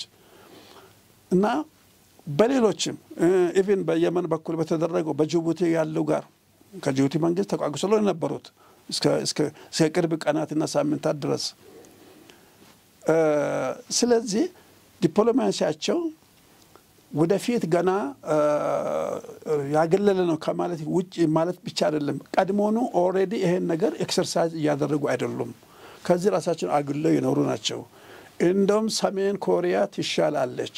እንደውም ከሙላ ጎደል ከዚህ አኳያ ወሰነና ሰሜን ኮሪያ ቀጥላ ነው እሷ ውራ ሳትሆን አትቀርም በውጭ ግንኙነት አኳያ በዲፕሎማሲ አኳያ እያልኩኝ አለት ስለዚህ ከተለያዩ ማህበራዊም ሆነ ከሁለትዮሽ ስምምነቶችም ከጋርያ መድረኮችም ጋር ይሁን በፖለቲካም ዘርፎች በዲፕሎማሲ ዘርፎችም ይሁን በንግድም ይሁን በቢዝነስ በትሬድ ግንኙነቶች በሳይንስ በቱሪዝም ግንኙነቶች እና ኢቭን በሳይንስ መድረኮች ላይ የት ቦታ ነው ስሟ ሲጠራ በመልካም ጎኗ የምናየው እንደ መልካም ጎኗ የሚቀር በመጥፎም ጎኗ በስተቀር ከዚህ ከአሸባሪዎች ዙሪያ ላይ ከምትሽከረከር ውጪ የት ቦታ አለች እቺ መንግስትን ህዝብ ያለው እዚህ ላይ አንድ ሳይመለስ ያለ እየታለፈብኛል እኔም ለነገሩ ጥያቄውን ሳቀርብልዎት ደራርቤ ቦት ነበርና ለዛ ይሆናል ምናልባት ስለ ላፕቶፕና ስለ ዶክተር ደብረጽዮን ስለ ህወሓት ያነሳሁት እኛ ስለ ዲፕሎማሲ ያወራን ስለ እነዚህ ሰዎች ያነሳሁት ከኢትዮጵያ ጋራ የዶክተር አብይ መንግስት ወደፊት ከመጣ በኋላ ከኤርትራ ጋር የነበረን መልካም ግንኙነት ያው እንደሚታወቀው በጣም በጥሩ ሁኔታ ነበር ለኤርትራም በሚጠቅም ለኢትዮጵያም ምን ያህል ሰላም ወዳድ ሀገር እንደሆነች ያሳየችበት አጋጣሚ ስለነበር ማለት ነው ግን ኩርፊያ የጀመሩት ፕሬዝዳንት ኢሳያስ የህወሓት ሰዎች ተፈቱ በሚለው ከዛ ይጀምራል የአሰቡ ጉዳይ አለ ልንጠቀምበት እንደ ወንድም ተመካክረን ቦታውን የማጽዳት የመልሶ የመገንባት ስራዎችም ከተጀመሩ በኋላ ያው እንደ ለመሩት ግመሩ ይጠጣበታል እንጂ ኢትዮጵያ ተጠቀምበትን በሚል ያኛው አለ ግን ወደ ሰፊ ሆነው የኢትዮጵያ መንግስት እሱኛውን ያን ያክል አልተራገበም ህዝቡን ጆሮም አልደረሰም ነበር ግን እነ አቦይ ስብሃት ሲፈቱ ነው አብሮ በፊት የነበራቸውን ግንኙነት እናቃለን የኤርትራ መንግስት ለህወሓት ያለውን አመለካከት እናቃለን አልፎ ተርፎም ጦሱ ለትግራዋያን ተርፎም የነበረበትን ጊዜ እናስታውሳለን አሁን ከጉያ ካልገባሁኝ የሚለው የህወሓቶች መወትወት ናብሩ በሩን ከፍቶ በቀይ ምንጣፍ አንጥፎ መቀበል የአስመራ መንግስት እዚህ ጋር ለምን በትላንትና ኮረፈ ሲፈቱ ዛሬ ለምን ይሄንኛውን በርከፍቶ ማስገባትን ለምን መረጠ ስለ ዲፕሎማሲ ስናነሳ እዚህ ጋር ማንዴ ተወታተበ ነገር የተበላሸ ኪሮሽ ስራ ስላለ ነው እቺን እስኪ ያብራሩልኝ እሺ በመሰረቱ አቦይ ስብሃት መፈታትም ብቻ አይደለም ወደ ኩርፊ ያስገባቸው ሌላም አንኳር ነጥብ አለ ያው የምታውቀው ነው አንተም በተለያዩ መድረኮች ላይ በፕሮግራሞች ታነሳለ የፕሪቶሪያ ስምምነት ወቅት ነው ሞር ጠጠር ይያለ ከበድ ይያለ የመጣው እኔ በዚህ ባንተ ፕሮግራም ሳይሆን በሌላ መድረክ በሌላ ኦንላይን ሚዲያ ላይ አንስቻለሁ በዛን ወቅት ላይ እንደዚህ ወሳኝ ጥያቄ ነበር ያም ነበር የሁለቱ የዚህ ፕሪቶሪያ ስምምነት እነማንን ያካትታል ቢያካትትስ ይሻላል ምን መዘዝ ያመጣል ወዴት ያስከደናል ወደ ተፈለገው ዘለቄታዊ መፍትሄ ያመጣል ወይ የሚለው ጥያቄ ጥሩ ጆርናሊስት ጋዜጠኛ አንስቶ ተንትኛዋለሁ የፈራሁት ነው የሆነው ምክንያቱም በዛን ጊዜ ጥሩ ቤተሰባዊ ጥሩ ወንድማማችነት ጥሩ ህዝባዊ ስሜቶች ተፈጥሮ ነበር በአዲስ አበባና በአስመራ ከፕሪቶሪያ በፊት በነበረው ቅድም አንተ እንዳነሳው እነዛን 3-4 ዓመታት ቆንጆ አካሄዶች ነበሩ እጅግ ተስፋ የተጣለበት ነበር የሰላም ጉዳይ እንደሚፈታ መንገዶች እንደሚዘረጉ ለህዝብ ተማሙቀ ነበር እኛም ሙሉ ለመድ እናስብ ነበር ግን ይህ የፕሪቶሪያ ስምምነት የዚህ የህወሓት ጦርነቶች ከሁለት ዓመት ጦርነቶች ቀጥሎ ያለው የሰላም ድርድሮች ሲጀመር የለም አስመራም በዚህ በቀጥታም ሆነ በተዘዋዋሪ በግልጽም ሆነ በምስጢር ሚና ተጫውታለች እየተጫወተችም ነውና ይሄ ነገር ኢንፎርማሊም ሆነ ፎርማሊ የአስመራ እጅ ቢኖርበት ጥሩ ነው ብያለሁ ኢንፎርማሊ እና ፎርማሊ ኦፊሻል አንኦፊሻሊ ብዬ ስጋቴን ገልጫለሁ ቢኖር ይሻላል የተወሰነ የሆነ ፐርሰንቴጅ ቢያንስ በታዛቢነት በተመልካችነት ቢሆን ቢያንስ ከማየው ነገር ተነስቼ ነው ዋናው እኔ ተንትኜ ነው በራሴ ትንታኔ ወስጄ ነው አጥንቼ ነው አካይዶችን መርምሬ ነው ቀለበቶችን አገናኝቼ ነው ይሄን ተናገርኩት ዝም ብሎም አይደለም ይሄ ነው አሁን ችግር እየፈጠረ ያለው አሁን ሊሆናሉት ብዙ ችግሮች ተመልሰው ትላንት አይንና ምንድነው የሚባለው አጓም ነው የሆኑት የማይቀራረቡ አንዱ ባለፈበት መንገድ የማይተላል አይና ናጫ ታንክ እና አሁን ተመልሰው መጀመሪያው ነው ህዋትና ኢፒኤልኤፍ በምንም አይነት ተአምር በግለሰቦች ዘንድ የሆነ እነ መለስ በነበሩበት ጊዜ በተወሰኑ መሪዎች ከመሪዎችም መሪዎች በውስጥ ሁሉ ሌሎች አጋሮቻቸው አባሎቻቸው የትግል ባልደረቦቻቸው የሚያውቁት የሆነ አጀንዳ የተያዘ ልዩ ምስጢር አለ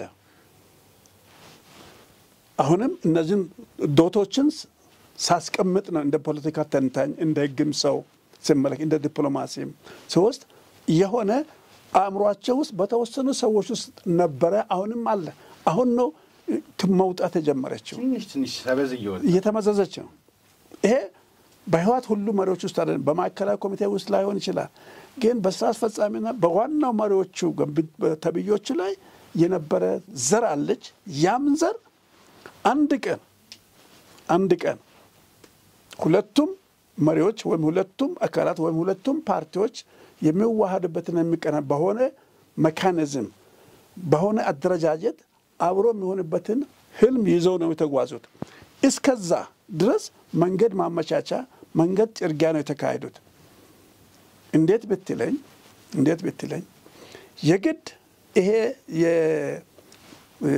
የአማራ ክልል ይሄ ምስራቅ ምዕራብ ትግራይ የሚሉት ስያሜ ያመጣው ያንንም በህገ መንግስቱ ማግስት ጠቅልለው ከአማራ ክልል የወሰዱት እነ ወልቃይት ጠገዴና ሌሎችም በዛ ያለ መሬት በር ነው ዛሬ ተጠቀሙበት ያለው ያ በር ነው ያንን በር ከዚህ ጋር ካልኩሌት ተደርጎ የተቀመጠ ነው መውጫና መግቢያ እንዲሆን ነው ከሱዳንም ጋር ከኤርትራም ጋር በሚያገናኝ መልኩ የታሰበበት አካሄድ ነው ያም የቤት ስራ ነው ሁለተኛ የሚገርማችሁ የዚህ የአስመራ አካሄድ ከህዋቶች ጋር ያደረጉት ጊዜያዊ ትሪቲ ነው የሆነ ፒሪየድ ላይ ነው መሄድ አለበት የሆነ ደረጃ ምናልባትም የቅርብና መካከለኛ የሩቅ እቅድ አድርገው አስቀምጦታል ለዘላለም ለምን እስከ 100 ዓመትም ቢሆን ኢትዮጵያን እንገዛለን ተባለው ከዛስ በኋላ ኦኬ አሁን እየተፈጠመ ያለው ያንኑ የተገበሩ ያሉት ኢሳያስ ምንድነው የፕሪቶሪያ ላይ የኢሳያስ እጅ አለመግባቱ ኢሳያስን ያስቆጣና የትሪቱም ውጤት ከአዲስ አበባ ጋር ለኩርፊያ እና ዛሬ ለምንገኝበት የጠላትነት ጩኸት ምክንያት አርጎ ይውሰዱት እንጂ ይመስላል እንጂ ሐሳባቸው አሁንም ያንን ባልጠበቁበት ሰዓት ላይ ያልጠበቁት ነገር ሆነባቸው እንጂ ይሄ ትግርኛ የመናገር የትግርኛ ተናጋሪዎች እንግዲህ ትግራይ ሰው እነዚህ 9 ቋንቋዎች አሉ በአስመራ ላይ ወይም ኤርትራ ላይ እርግጥ ነው ኦፊሻል ቋንቋቸው ትግርኛም አለ አረብኛም አለ እንግሊዝኛም አለ ግን ሌሎች ብሔረሰብ ቋንቋዎች ወደ 9 ይሆናሉ እዛ ውስጥ ደግሞ በዋናነት ትግርኛና ትግራይ ነው እነዚህን ይዘው ከትግራይ ወይም ከቲፒኤልኤፍ ጋር የጀመሩትን የቀድሞ የቤት አጀንዳቸውን ምስጢራዊ ከባድ ምስጢራዊ የሆነ ሰዎችን ዛሬ እና ቦስባት ብቅ እያደረጉ ናቸው አስቀድመውኑ መውጣት መግባት ጀመሩ አዲስ አበባን እየዋሹ ወይም እየተደበቁ የሆነ ተንኮል እየተሰራ ያደረጉ ዛሬ ግድ ወደ አደባባይ ላይ ወጣ ይሄ ምንድነው የሚያሳየው ለኔ መሰርነት ነው ለኔ መሰርነት ነው በራሳቸውም በህዝባቸውም በኢትዮጵያም በቀረው ህዝብም ላይ ለኤርትራም ህዝብ ላይ አይጠቅም በእውነት ለመናገር ከሆነ ምክንያቱም እዚህ ጋር ዲፕሎማሲያቸው አይደለም ብቻ አይደለም እየተፈተነ ያለው ይህ የምንድን አካባቢውን የማተረማመስ ካጣሁኝ ይሄን ነገር ካጣሁ ኢትዮጵያ ሳይታወቅ ካላሰቡበት አቅጣጫ ላይ ያፈተለከችው የቀላል አይደለም 1910 የ10 እና 11 የኛ ለውጥ የ2010 ለውጥ ያልተጠበቀ ነው ለሁሉም ያልተጠበቀ ነው ዱብዳ ነው እንደ ተአምራዊ ነው የሚያሰኘው ከዛ አኳያ ነው ምክንያቱም በዚህ መልኩ አልተዘጋጁም እንደዚህ አይነት መሪም እንደዚህ አይነት ፓርቲ ቋቋመን ብሎም ኦልሞስት 98% 99% የህዝብ ድጋፍ ያገኘ አንድ ጠቅላይ ሚኒስትር ይወጣል ተብሎ ማንንም አላሰበም ኢንተርናሽናሊ ኤንድ ኢንተርናሊ ኤክስተርናሊ ግዙፍ ተቀባይነት ያገኘ እስከ ሰላም ሽልማት ተደረሰ ሀገር ውስጥ የሚሰሩ ስራዎች ሌላ ናቸው የዛሬውን አይደለም ማውራት ዛሬ ያው ወጣ ገባ መኖሩ የተጠበቀ ሆኖ በዛን ጊዜ ነው በ2010 2011 12 13 እያለ በሄዱበት በመጀመሪያዎቹ ግማሽ ስልጣን ዘመን ብልጽግና ልዩ ነው ስለዚህ ያልተጠበቁት ሆነ አሁንስ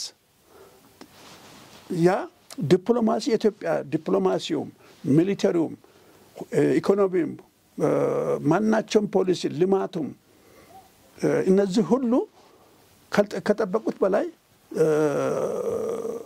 ጀገነባቸው ስለዚህ አሁን የሞት ስማቸውም ጠፋ አሁን ሪሰንትሊ ህዋት የሚባል ስምም እንግዲህ ተሰረዘ በምርጫ ቦርድ እሰየው እኔኑ ቀደም ብሎ ነበር ይሄ መሆን የነበረበት እውነት ለመናገር ነው ምክንያቱም ለማንም ለኛም ለኤርትራ ህዝብም ለትግራይም ህዝብም ለኢትዮጵያኖችም ለማንም አይበጅም መንፈሱ ነው እንደ አንድ መንፈስ ነው ያለ እኔ እንደው ተራ ፖለቲካ ፓርቲ ብያለስደው መንፈሱ አስቸጋሪ ነው አሁንም ይጣናው ስለዚህ አጥፊ ነው ጎጂ ነው አይጠቅምም የኤርትራ የትግራይ ህዝብ በሚገባ ሊገነዘበው ይገባል በሌሎች አማራጭ ፓርቲዎች መሞከር አለባቸው ስለዚህ ዲፕሎማሲያቸው የከሸፈው ባልጠበቁበት ወቅት ሌላ ከባድ ኃይል ከራሱ ከኢትዮጵያ ከአዲስ አበባ ብቃለ ከቤተ መንግስት ብቃለ ስለዚህ ዲፕሎማሲያቸው እቅዳቸው የጦር እቅዳቸው የኢኮኖሚ እቅዳቸው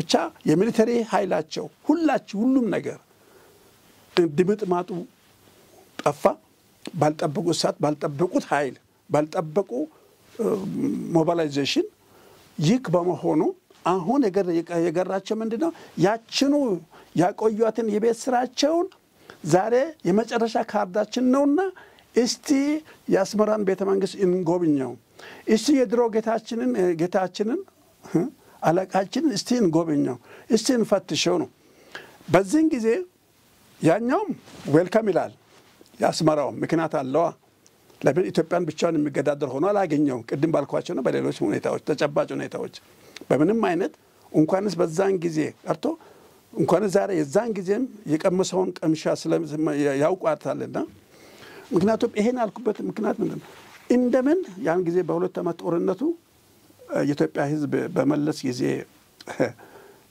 አሸንፎ አስመራን እንዳይገባ አሳብንም እንዳይዝ ተመለሱ ተብሎ ወሽመጣችንን ሞራሉን ወታደሮቻችንን የኃይላችንን የሰበረው ኢትዮጵያን ቅስም ሰበረው ለምን መሰለ አላማው ይሄ ነው ከአጀንዳዎቹ ከምስጥራዊ አጀንዳዎቻቸው ይህ ነበረ እዚህ ምስጥራዊ አጀንዳ ላይ ነጥብጣብ ልጨምር እስኪ ማለት ያብራሩልኝ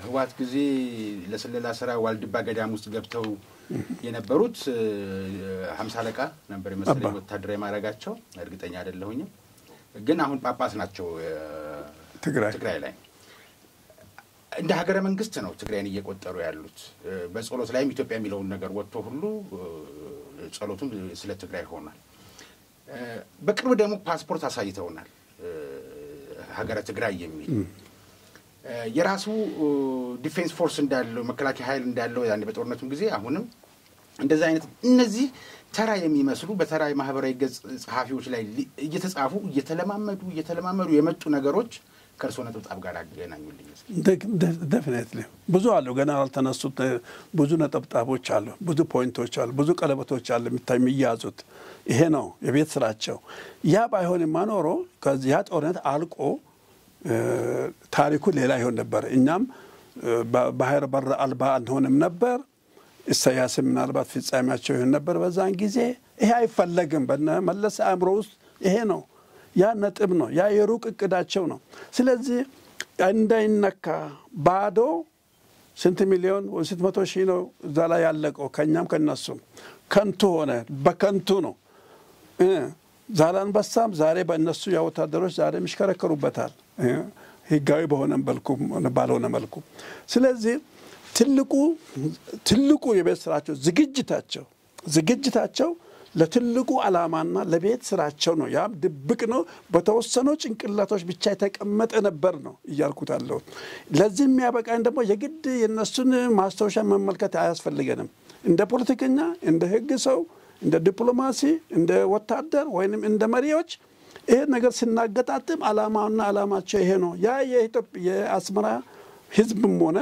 የትግራይ ህዝብ ፍላጎት ነው ያ ሌላ ጉዳይ ነው አገር ተስማምቶ አገር ሰላም ፈጥሮ ተገናኝተን የሚጠቅመው በሁለንተናዊ መልኩ አንድ ዜጋ ሆነን አንድ ህዝብ ሆነን በጋራ ብዙ ታሪካዊ ነገሮች አሉ ከዛም ሰላም ሲሆን እውነት ለመናገር ነው በሪፈረንደም የሚወሰን ነው ችግር የለውም በሰላሙ ጊዜ ጥቅሙን ያውቃል ጉዳቱን ስለሚያውቅ አሁን አንድ ነው በደማቸው ላይ ተቀመጠ ህይወት የሚል ዲስኩርስ ስለሆነ የተፈጠረ ልጅ ሁሉ ዛሬ የኛ ልጆች ቢባሉት ሁሉ ከህይወት በኋላ የተፈጠሩ ናቸው የዛሬ 50 60 አመት ውጤቶች ናቸው እስቲ ተመልከተ ስለዚህ ይህ አጀንዳ ነው ዛሬ የሚያተረማመሳቸው ዛሬ እነ ዶክተር ደብረጽዮንን የሚያሯሩጣቸው ባረፈበትና መንገድ ላይ ምንድነው ነጋባቸው ድንገት ነጋባቸው ነጋ በቃ ያስቡት ሌላ ያቀዱት ሌላ ዝግጅታቸው ሌላ ነጋባቸው ስለዚህ የነጋ ጅብ ሰዎች ናቸው የሆኑብን የነጋ ጅብ እንዴት ነው ይደበተበታል ነጋበት ፀሐይ መውጣት ጀንበር መውጣት ጀመረች እነሱ ውራ ሁሉ ከጨለማ ጋር ነበር ጅቦች ብዙ ጊዜ ከጨለማ ጋር ነው ግንኙነታቸው ምግባቸውን ፈለጉ ሰውን ማጠቁ ምንም ማሉ ወደ ጉራቸውም ገቡ ስነጋጋ ቶሎ ብሎ መግባት ወደ ጉራቸው ወደ ጫካቸው ይገባሉ ልክ እንደዛ ነው የሆኑት የነጋ ጅብ ሳይመታ ወይም ሳይገደል አያርፍም አያመልጥም ከአካባቢው ሰዎች እንደዚህ ነው የሆነባቸው ስለዚህ ይሄን የነጋ ጅብ አሁን ተራሮጣው ወደ በለስ ከትላን ድሮም ለታክቲክና ቴክኒክ ነው ዛሬ ደግሞ ወቅቱ ሆነላቸው ለምን ኤርትራ መንግስት ከኢትዮጵያ የሚያዳክምና መውጫ መግቢያውን የሚያሳጣ ቡድን ግለሰብ ይፈልጋል ይሸምታል ምቹ ሆነ ይፈልጋ ያገኘ ደግሞ ኤርትራን ህዋቶችን ነው ከውጭ ደግሞ አሉ እነ ግብጽ የመሳሰሉት ነገሮች ላይ ናቸው ስለዚህ ይሄን ኢትዮጵያ መንግስትና ህዝብ አያውቁም እንግዳ ነገር ብለን አላስብም እኔ እናውቀዋለን ጊዜ ጉዳይ ነው እየተሰራበት ሊሆን ይችላል እዚህም ቤት ብልጠት አለ እዚህም ቤት ሰለሞናዊ ጥበብ አለን እዚህም ቤት ዕውቀቶች አሉን እዚህም ቤት እውነተኛ ኢትዮጵያኖች ወገኖች ሴትም ወንድም አለን ትልቅም ትንሽም ይባል አይደለም ሁሉም አለ ስለዚህ የፕሪቶሪያውን ስጋቱን መጋራት ፈለኩ እነ አሜሪካ ድርድሩ ላይ የተገኙት ያው እጅ ጠምዛጆች ስለሆኑ እኛ ካልጋገር ነው የወጣው እንጀራ ያሻግታል ብለው ስለሚያስቡ ነው የቀድሞ ናይጄሪያ ፕሬዝዳንት ኦሉሴጉን ኦባሳንጆ የአፍሪካ ህብረት የሰየማቸው ድራዳሪ ናቸው የኬንያ መንግስት የደቡብ አፍሪካ መንግስትም ቦታው ዛጋ ስለሆነ ነው ተደራዳሪዎቹ ደግሞ ውጊያው ላይ የነበሩ የኢትዮጵያ መንግስትና የህወሓት ቡድን ነው እንዴት አድርጎ በይፋም ይሁን በይፋ ባልሆነ መንገድ የኤርትራ መንግስትን ማሳተፍ ይቻል ነበር እሱን እርግጥ ነው እኔ በቦታው ላይ የመንግስት ባለስልጣንም ስላልሆንኩ የውጭ ጉዳይ ሰውም ስላልሆንኩ ኦፊሻሊ በፕሮቶኮል ዋይዝ ከኔ እንደ አንድ ምሁር እንደ አንድ ጉዳዩን ተከታታይ ከሆነ ሰው ማቀርበው የግሌ ነው። እዛ ቢሆን ሌላ ሊሆን ይችላል። ግን ይህን ያልኩበት ምክንያት አሁንም እነዚህን ዶቶችን እነዚህን ቀለበቶች አገናኝቼ ነው። አንደኛ ህወሓት የዛን ጊዜ የኢትዮጵያም የአስመራ የአቶ ኢሳያስም የጋራ ጠላት ነው። ለነሱ የውሸትም ይሁን የእውነት ዛሬ ከምናየው መነጽር አንጻር ማለት ነው ህወሓት እና ኢፒኤልኤፍ ጠላታሞች ናቸው። እስከ ጦርነት ሄደዋል። በመካከሉ ጊዜው መጣና እርቅ ወረደ፣ ሰላም ወረደ፣ ሻምፓኝ አነሳን፣ ምርቱንም አየን፣ ዜጎች ተገናኙ፣ በሮች ተከፈቱ፣ አየር መንገድ ስራውን ጀመረ፣ ወደ ልማትና ወደ የጋራ ትብብሮች ተከደ። እነም ቀጠናዊ ኃይል ለመፍጠርም ተሞከረ፣ ሶማሌንም ጨምሮ አስመራን፣ ኢትዮጵያ። ያ ሁሉ ሂደት ሲካሄድ አሁንም ህወሓት ማዕከላዊ መንግስት ከህወሓት ጋር በገጠመው በአስከፊ ጦርነት ሳንወድ በግድ በገባን ጦርነት ውስጥ አጋዥ ኃይል ነበረች አስመራ። አዎ በጊዜ ያ ኦፊሻሊ ባይወጣም አንኦፊሻሊ እንደነበረ ምንጮች ያስረዳሉ። ዛሬ ግን ኦፊሻሊ ሆኗል። የአስመራ ኢሳያስ በኃይልም ሆነ ድንበሯን ለመጠበቅ ወይስ ኢትዮጵያን ለማገዝ ነው? እነሱ ድንበሯን ለመጠበቅ ነው። ዛሬ በቆሙበት ነው ቆሞ ወንበራቸውን አዙት። አሁን ዛላምበሳን ሌሎችም የያዙበት ቦታ በዛን ጊዜ ያንን አግኝተው ልክ ሱዳኖች እንዳደረጉ ያጉበት ነው። በዛም ሆነ በዛ በየትኛው አሬንጅመንት እንደሆነ አላውቅም። ለምን ባለስልጣን አይደለሁም እኔ። አሁን ከምታሳየን ፍቅርና ግልምጫ ያን ጊዜ ልታግዘን አትችልም የሚለው ድምዳሜ ላይ ለመድረስ ፈልጌ ነው። ያን ጊዜ የጋራ ጠላት ብላ ታስባለች። ያው ይሄ ፖሊሲያቸው ነው። ህወሓትን ከነምኑ እንደማይፈልጉት ህወሓትን አልጎበኙም። ኢሳያስ በመጡበት ጊዜ ከነጭራሹ ከህወሓት መሪዎች ጋር ሊገናኙ አልፈለጉም። የጎበኙት አዲስ አበባን ህዝብ ነው። የጎበኙት የባህር ዳርን ህዝብ ነው። የጎበኙት የጎንደርን ህዝብ ነው። የጎበኙት የሐዋሳን ህዝብ ነው። አልጎበኙም። ስለዚህ ብዙ ነገሮች አመላካች ነገሮች አላቸው። ይሄ የምር ነው። ጥላቻቸው ግጭታቸው የምር ነው። ቅድም መልሼልሃለሁ። ግን አሁን ይሄ በሚሆንበት የዚህ የኢሳያስ እንደዚህ ተለዋዋጭ መሆን ባህሪያቸው ከሆነ ተጋለጡ መጨረሻ ላይ። ስለዚህ ጥያቄን ስመልስ የነሱ ህወሓትን የመደገፍ ያለመደገፍ ወይም እነዛ ቦታ ላይ ተፈጠረው ያቺ ቀለበት ይላላችበት የሚመስለው አንድም በወቅቱ ሰላም ይሳጅ እነሱ በፕሪቶሪያ ስምምነት ድርድር ላይ በታዛቢነት እንኳን ቢቀመጡ ይቀርፍልን ነበር። ሞር ይሄ የመኮራረፍን ሐሳብ እንግዲህ ብዙ መናገር አንችልም እንጂ ምን እየተደረገ ዋናው እሱ ብቻ ነው ወይስ ሌላም ነበረ? ከዛም በፊትም ሆነ በዋዜማም ሆነ በማግስቱ ምን ነበር የሚባል ብዙ ግልጽ ያሉ ነገሮች አሉ። ግን በድምዳሜ በግምገማ ማግኘት የሚችለው ቢኖሩ ኖሮ ተወካዮቻቸውን ማስቀመጥ ቢችል ኖሮ ወይንም ኩርፊያ ቀድሞ አልገባም እንደሆነ አላውቅም እንጂ ካልገባ ቢኖሩ ኖሮ የማይስማማ ክፍል ስለመኖሩ እርግጠኛ አይደለሁም። አሜሪካኖች አይስማሙ፣ አፍሪካ ህብረት አይስማማም፣ ወይንም አቶ ጌታቸው አይስማሙም፣ ህወሓት አላውቅም እንጂ ቢኖሩ ኖሮ አንዳንድ ነገሮችን መቅረፍ ይቻል ነበረ። ቢያንስ የታዛቢነት ቦታ ቢቀመጥ ወንበር ላይ ቢቀመጥ ታዛቢ ቢሆን ተወካዮቻቸው ተፈጥሮም ከሆነ ኩርፊያው ወይንም ገና ያ የፕሪቶሪያ ስምምነት ለመፈጠሩ ምክንያቱም እንዳይሆን ይረዳን ነበር ነው።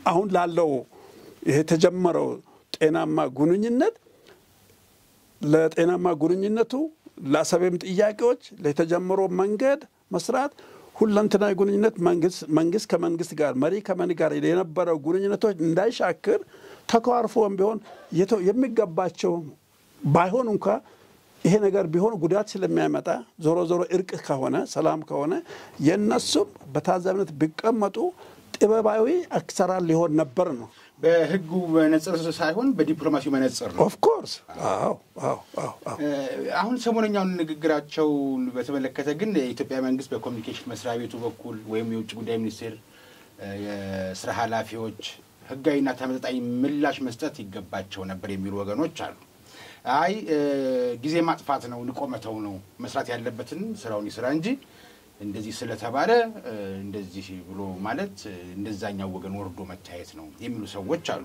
እርሱ የትኛውን ሐሳብ ይስማማሉ ማለት አሁን አስመራ የሚታሳየው የተናገሩት በቀደም በነጻነት በዓል ላይ በተናገሩት ንግግር ስም እየጠቀሱ ከጸባጫሪነትም እዚህም እርስ በርስ ሰዎች እንዲጋጩ ሊያደርግ የሚችል ያልተገባ ንግግር ነው ያደረጉት እንደ ጉምቱነታቸው እንደ በትግል ሜዳ እንደመቆየታቸው ስልጣን ወንበር ላይ ያን ያክል ረጅም ዓመት እንደ መቆየታቸው አይደለም አነጋገራቸውና መንግስት መልስ መስጠት ነበረበት ዝም ብሏል የሚሉ አሉ አይ እንደሱ ወርዶ መታየት ነው ራሱ መንግስት ስራውን ይስራ እንጂ ለዚህ ምላሽ መስጠት ምን ያስፈልጋል የሚሉ ሰዎች አሉ ሶ ከዲፕሎማሲው በህጉም ማቋያ ምን ሐሳብ አለው የትኛውን ሐሳብ ይስማማሉ well ይሄ የቤት ውስጥ አባባሮች አይደለም ማለት ሀገር ውስጥ የሚደረግ አንዱ አካል ከሌላው አካል አንድ ፖለቲካ ድርጅት ከፖለቲካ ድርጅት ጋር የሚደረገው አይደለም ይሄ መንግስት ከመንግስት ጋር የሚደረግ የውጭ ግንኙነት አካል ነው ለዚህ ደግሞ ባለቤት አለው ውጭ ጉዳይ መስሪያ ቤት አለ የመንግስት ደግሞ ሚዲያ የመንግስት ደግሞ ድምጽ የሆነ ኮሙኒኬሽን ደግሞ መስሪያ ቤቶች አሉ በሁለቱም ሆነ በአንዳቸው እኔ መልስ ቢሰጥ ተገቢ የሆነ የኢትዮጵያ ውጭ ፖሊሲም ሆነ የመሪዎቻችን አካሄድ ምናቀው ነው እነዛ በተጠቀሙት ቋንቋ እንደማንጠቀም የቤት ስራችን የሚገለጸው እንደተጠበቀው ሆኖ የቤት ስራችን አንደር ዘ ቴብል ትቀጥላለ ነገር ግን ከውጭ መንግስት ተሰነዘረብህ ኦፊሻሊ ነገር ዓለም ይጠብቃል አንደኛ የውዴታ ግዴታችን ነው ሁለተኛ it is a duty of the foreign ministry ይሄ ተግባር ነው የውጭ ጉዳይ መስሪያ ቤት ኃላፊነት ነው ከሚመለከታቸው ጋር ይመካከራል ከፓርቲው ይመካከር በራሱ ፖሊሲ ይመካከር እሱ ሙሉ ስልጣን አለው አካል ነው ያራስ ነው ስለዚህ ተመጣጣኝ የሆነ እንዴት እንደሚያቀርብ ምን ነጥቦች እንደሚያስቀምጥ ያውቃልና ቢሰጥ አግባብ ነው ይጠበቃል ይሄ ህዝብም ይጠብቃል ሁሉ ሀገራችን አለ ህዝቦችም ይጠብቃሉ ያለ ማለት ዓለምም ይጠብቃል መንግስታት ይጠብቃሉ ሌሎችም ይጠብቃሉ ለነገም ያገለግላል እንደመሰረት ተጠቀማለ እነዚህ ነገሮች ስለዚህ ተመጣጣኝ የሆነ የኢትዮጵያን መንግስትና ህዝብ ዲግኒቲን ጠብቀ ወም ተጠብቆ የሚሰጥ መግለጫ ያስፈልጋል እኔ ግን እንደ ግል ሰው እንደ ግል ኢትዮጵያዊ እንደ ግል ምሁር ባስቀምጠው እኔ በአንድ ቃል ማን ነው ይህ የኤርትራው መሪ ናቸው ምንድነው ያሉት እሳቸው ብልጽግናን ሲከሱ ለሌሎች የተገዙ ነው አይደል ያሉት ወይንም ባንዳ እንደ ባንዳነት አይደለ የኦሮሞንም ህዝብ አንስተዋል አይደለም ማን ነው አስቀድሞ በባህሪው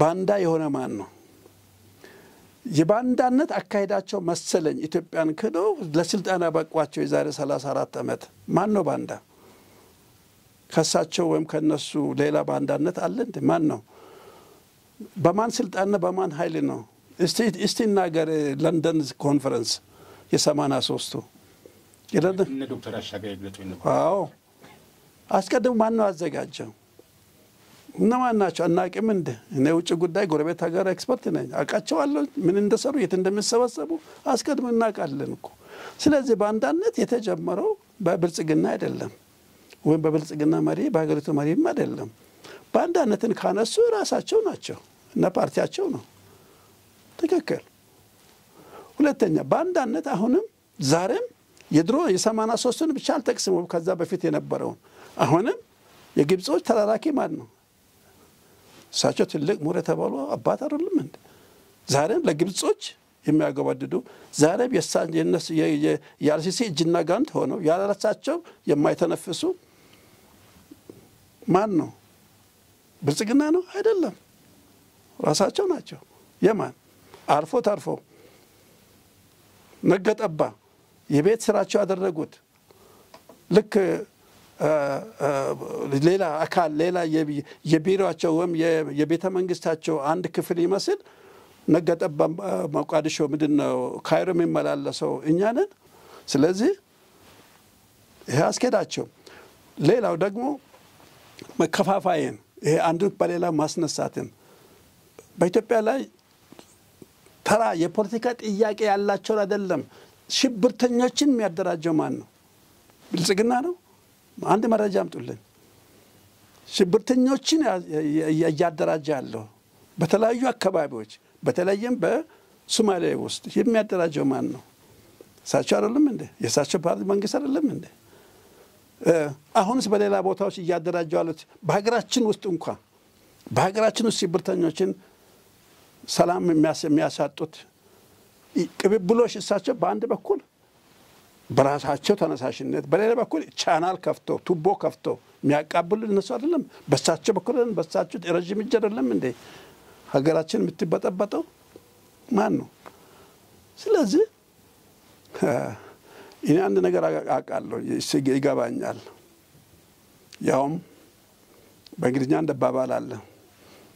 አንድን አስቸጋሪ አካል ወይም ግለሰብ በዚህ አይነት መልኩ ማስቆም አለብን። ሼሚንግ ኤንድ ኔሚንግ ይባላል። በስም ጠርተኸው ስራውን ድርጊቱን ንገረው። ሼሚንግ ኤንድ ኔሚንግ ከዚህ መሪ አስኳያ ነው። ይሄ ዲፕሎማሲ መስመር ወይም ፖሊሲን መካድ አይደለም። this is what እኔ ደግሞ በባህሪዬ very soft የሆነ የመለማመጥ የውጭ ግንኙነት ፖሊሲ አልቀበልም። እኔ በውስጤ ያለው ማንነቴ ኢትዮጵያዊነቴ ነው፣ ሰው መሆኔ ነው። እንደኔ ሌላውን ሰው ማክበር ሌላውን ህዝብ ማክበር ባህሪዬ አብሮኝ መኖር አለበት። ከዚያ አኳያ ግን በውስጥ ቀኝን ሲመታህ ግራህን ብሎም አይደለም። አዎ ግራኑን ከመሰጥ እንኳን ቢሆን መልሴ ምላሼ እንደሚያመው አድርጌ ነው እንደምሰማው አድርጌ ነው ትምህርት ነው የምሰጠው። ዲፕሎማሲ ሶፍት ዲፕሎማሲ በጣም ለስላሳ ያለ ዲፕሎማሲ ጎጂ ነው። ሰው ዲፕሎማሲ ሲባል ቃላት መርጦ መናገር ከንፈር መብጠጥ የበታችነት አይደለም። ከጠንካራ ጎን ነው ዲፕሎማሲን መስራት አለብን። በውስጥ ነብር አንበሳ አርበኝነት የአድዋ ልጆች የአርበኝነት መሆን አስፈልገ እንደ ኢትዮጵያዊ በውስጥ ባንደበትህ ግን ባቀራረብህ ግን ትጫወታለህ። ምንህን የምትጫወትባቸው አካሄዶች ወይም ሳይንሱ አለ። በሱ ትቀርባለህ። አንተ ግን በውስጥ ያለው በውስጥ የተቆጣ ውስጥ የተቆጣ የተመራመረ በእውቀት የካበተ በመረጃ ያስክ በማስረጃ ተጠናከርክ ማንነቴ ከጠንካራ ጎን ነው ዲፕሎማሲውን በየትኛው ቦታ ላይ የሚሰራው ያ ሌላው ምንድነው ፕሮቶኮል ነው ከውጭ የሚታየው። አዎ ሳቢ መሆን አለበት፣ አትራክቲቭ መሆን አለበት። ብዙ የሚታዩ ነገሮች ከገጽታው ከማንነት ከቋንቋው ከአቀራረብህ ከምትሰጣቸው ነገሮች ስትሰጥ መቀበል ግን በውስጥ ያለ ማንነት ነው ዋና ዲፕሎማሲ።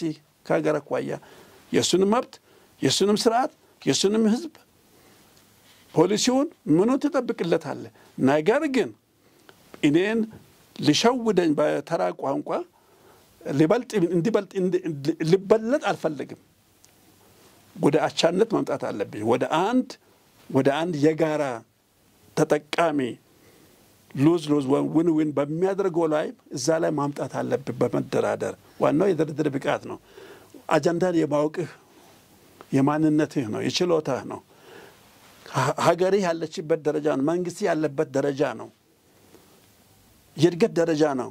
ዲፕሎማሲን በውስጥ ጠንካራ የሚያደርገው ኃይል መከላከያ ያለበት ደረጃ ነው፣ ኢኮኖሚ ያለበት ደረጃ ነው በውስጥ ቤቲ በማንነት። እሱም ባይሆን ግን ያንተ ሰብአዊ ማንነት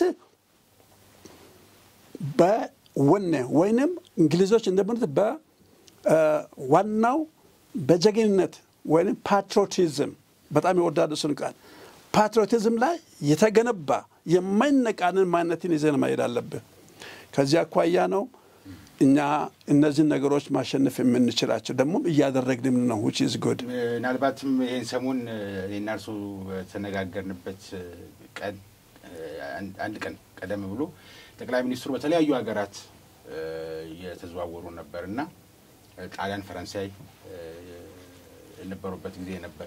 ምናልባት ዲፕሎማሲውን ስራ ነው ግረ መንገዳቸውን ዋናው ጉዟቸው መዛ ነው ሽርሽር ሳይሆንና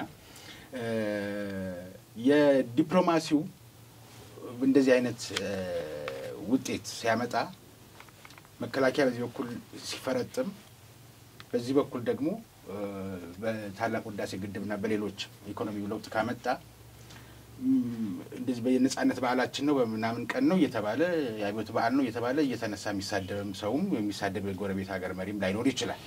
በዚሁ እናጠናቅ። ዶክተር ተሻለ ምን ሐሳብ አሉት? የማጠቃለያ ሐሳብ ነው ከዲፕሎማሲያችን አንፃር ይሄ አሁን መልስ አለመሰጠቱ እንደ አንድ ዜጋ እንደ አንድ ዲፕሎማት ልምዱ እንዳለው ሰው ቢሰጥ ጥሩ እንደነበረ ነው የሚያምኑት። አንዳንድ ጊዜ ደግሞ እኔ እስራኤልና እንቅስቃሴን አውቀዋለሁ የሚል ሰው ከመናገር ሰርቻ ያሳያለሁኝ የሚልበት ሚዛን የሚልበት ቀን ይኖራል። ለምሳሌ አሁን ህዋት እየጀመረ ያለው ነገር አገርን የማፍረሱ ነገር አሁን እዛው አካባቢ በክልላዊ ሆኖ ተወሰነ እንጂ የገፋበት እንዳለ መረጃዎች ያመለክታሉ። ምናልባት እሱን አደብ ለማስገዛት መንግስት ወደ ኃይል እርምጃ ቢገባ የኢትዮጵያን ግዛት ብቻ አስጠብቆ ወደ ኋላ ይመለሳል ብዬ በግሌ አላስብም። መተንፈስ ያለባቸው ሌሎች ጉዳዮችን መተንፈስ ስላለባቸው ማለት ነው። ምናልባት ከዚህ አንፃር መጪውንም ጊዜ ታሳቢ በማድረግ እንደዚህ ስጋት የሚሆንበት ከወዲሁ ሊስተካከሉ ወይም ደግሞ መስመር ማሳየት የሚፈልጉት ካለ የመውጫና ማጠቃለያ ጥያቄ ላድርግ። አመሰግናለሁ። ምን መሰለ ይሄንን መግለጫ መስጠት አለመስጠት የመንግስታችንን የውጭ ፖሊሲም ሆነ በተለይም አሁን ስማቸው ከተጠቀሰው ከኢትዮጵያ መንግስት ከኤርትራ መንግስት ጋር ያለውን የቀደመውንም ሆነ የአሁኑን ግንኙነት የሚጠበቀውም ግንኙነት ላይ መስጠትም አለመስጠትም በየራሳቸው ጠቃሚዎችና ጎዲ መስመሮች ሊኖራሉ ተብሎ ቢታሰቡ እንኳ እኔ አንደኛ የመንግስታችን አካሄድ ብዙውን ጊዜ እንደ አልፎ ካለ በስተቀር በአብዛኛው መጥኖ ጊዜ ወስዶ አላምጦ መርምሮ ፖዙን አይቶ ነው የሚወረውረው ተመጣጣኝ የሆነ መግለጫዎች የሚያወጣባቸው። ስለዚህ መግለጫ ቢያወጣ በዚህ ላይ ማውጣቱ ክፋት የለውም። እንዴት ምን አይነት መግለጫ ይወጣል ነው? እንደሱ የወረደ ያወጣል አያወጣም ነው። እኔ በበኩሌ የወረደ አያወጣም ባህሪውም አይደለም። የፓርቲያችንም ሆነ የመንግስታችን አካሄድ የህዝባችንን ፍላጎት አይደለም። ሞር ወንዶቹን የቤት ስራህን መከለከል ምንም አይደለም። አንደር ቴብል አንደር ግራውንድ ስራ ነው፣ የቤት ስራ ነው። ነገር ግን ቁስሎችን የሚያባበስ እዛ ላይ እሳት ላይ ቤንዚን የሚያርከፈክፍ ወይንም ቁስል ላይ ሌላን ነዳጅ የምትጨምርበት ወይ አልኮል የምትጨምርበት ወይ ቤንዚን የምትጨምርበት አይደለም። ይሄ አይደለም የኛ ፖሊሲያችን። ሰላም ሶስቱም አማራጮች ሰላም ነው። መፍታት ይቻላል በሰላም አንድ ቀን ይፈታል ነው። የለም ትግስት የለኝም ሰላምናችሁን አልሰማም ይሄ ማጭበርበሪያ ነው ይሄ ጊዜ መግዣ ነው ብሎ የመጀመሪያ ጥይት የሚተኩስ ከሆነ ያ ኃላፊነቱን ወስዷል፣ በሙሉ ኃላፊነቱን ወስዷል፣ ይወገዛል። በዓለምም በህዝቦቻችንም ዘንድ ይወገዛል። ኮንሲኩዌንሱም እሱ ከሚፈልገው በተቃራኒ ሊሆን ይችላል። ስለዚህ በማውጣቱ እንዴት ያውጣ የሚለው ነው እንጂ እሱ ማስጨነቀኝም። ባይወጣም ምክንያት ይኖረዋል፣ መንግስት ነውና ባይወጣም ምክንያት ይኖረዋል። ግን ህዝብ ይጠብቀው ይችላል ዓለም ሊጠብቀው ይችላል ተመጣጣኝ የሆነ በሌላ አገላለጽ ላስቀምጦ ስራው አለ ለዚህ ደግሞ አሳይን የሆነ መስሪያ ቤቶች አሉ በህግ ተቋቋም በህግ የተቀመጡ ኃላፊዎች እንዳሉ አስባለሁ እዛ ላይ ያ ይሄንን ግንኙነት ምናልባትም እኛ በመንሰጠው መልስ ግብረ መልስ ወይ ምት የሚያመጣ ኮንሲኩዌንሱን ትንሽ መመርመር አለብን እሱ ነው እሱ ላይ ነው ይመረመር ኮንሲኩዌንሱ ምንድነው ምን ሊያመጣ ይችላል ለምለው ነው ዝግጅቱን የበዝግጅቱን መከለከል ነገር የለም ኦኬ ስለ ዶክተር አብይ ባነሳው እስማማለሁኝ እኔም ብዙ ጊዜ ማነሳለሁኝ የውጭ ጉዳይ ሚኒስቴር ፖርትፎሊዮ አይደለም እሳቸው ፖርትፎሊዮ ማለት የመስሪያ ቤቱ የውጭ ግንኙነት መስሪያ ቤት የመጨረሻም የመጀመሪያም እሳቸው ናቸው በህገ መንግስቱ ለምን ሁሉም ፖርትፎሊዮች ሁሉም ሚኒስትሮች በእሳቸው ስር ስለሆነ ማለት ነው ግን አክቲቭ የሆነ ፖርትፎሊዮ ደግሞ አይደሉም የውጭ ጉዳይ ሚኒስትር ናቸው እና መስሪያ ቤታቸውና የሥራ ባልደረቦቻቸው በውጭ ማለት ናቸው ግን እሳቸው ህገ መንግስቱ በሰጣቸው የጠቅላይ ሚኒስትርነት ደረጃ የትኛውንም አንቱ የሚያሰኝ አንኳር የሆነ የውጭ ግንኙነቶችን መመሪያ ከመስጠት ባለፈ በመስመራቸው ለውጭ ሚኒስትሩ በራሳቸው ለሀገራቸው ለመንግስትና ለሀገሬ ይጠቅመኛል ዛሬም ነገም ወደፊትም በመለው ራእያቸው እንቅስቃሴ ቢያደርጉ እሳቸውን በቢሮክራሲ ማጠር አይቻልም አይገባምም ከዚያ ቋያ ይሄ ምስጥሩ ስለገባቸው ነው ብዙ ጊዜ ጉብኝቶች ወይ ውጪ ይወጣሉ ይገባሉ በሰላም ይወጣሉ ተልኳቸውን ፈጽመው ይወጣሉ አንድ ለሀገሪቱ ይጠቅማል የሚለው ነገር ባጭር ጊዜም ዛሬም ለነገም ለወደፊትም እነዚህ ነገሮች እየሰሩ ሲመጣሉ ይሄ ዲፕሎማሲ ጦርነት ያካሄደው የዲፕሎማሲ አክቲቪቲዎች ናቸው እንቅስቃሴዎች ናቸው ይሄንን በመስራታቸው እኔ ከልብ ያደንቃለሁ እንዲህ አይነት ሰርቶ የሚያሰራ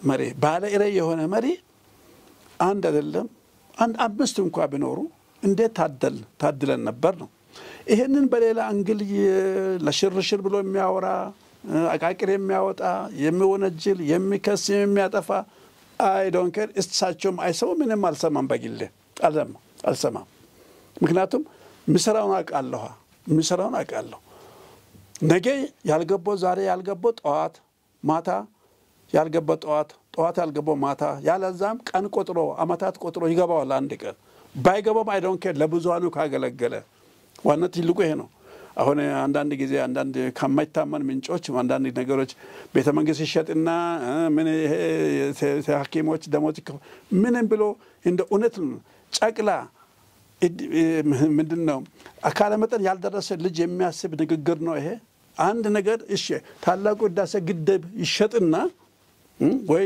ኦኬ ይሸጥና ይሄ የማታ ለኮ ነው ቤተ መንግስት ይሸጥና ምን ሆነ አው ደሞዝ ክፈል ቀለብ ክፈል እንደገዛበት ማለት እንጀራ ገዛላቸው ይሄ አይደለም ይሄንን የሚቀበል አእምሮ ስንት ኢትዮጵያን ምሁራኖች አሉን ለዚህ የሞትንለት ለዚህ እድገት የሞትንለት ለዚህ ነፃነቶች የሞትንለት እነሱ ብቻ አይደለም አሜሪካ ወይም ውጭ ሀገር ተመሰው በኦንላይን እንደዚህ አይነት ቅስቀሳ ማድረግ ምን አይነት ሞኝነት ነው የትኛው አንጎል ይቀበላል እነሱ ብቻ መሪዎች እነሱ ብቻ በቀቻ ሀገር የጥቂቶቹ የአምስት የአስር ግለሰቦች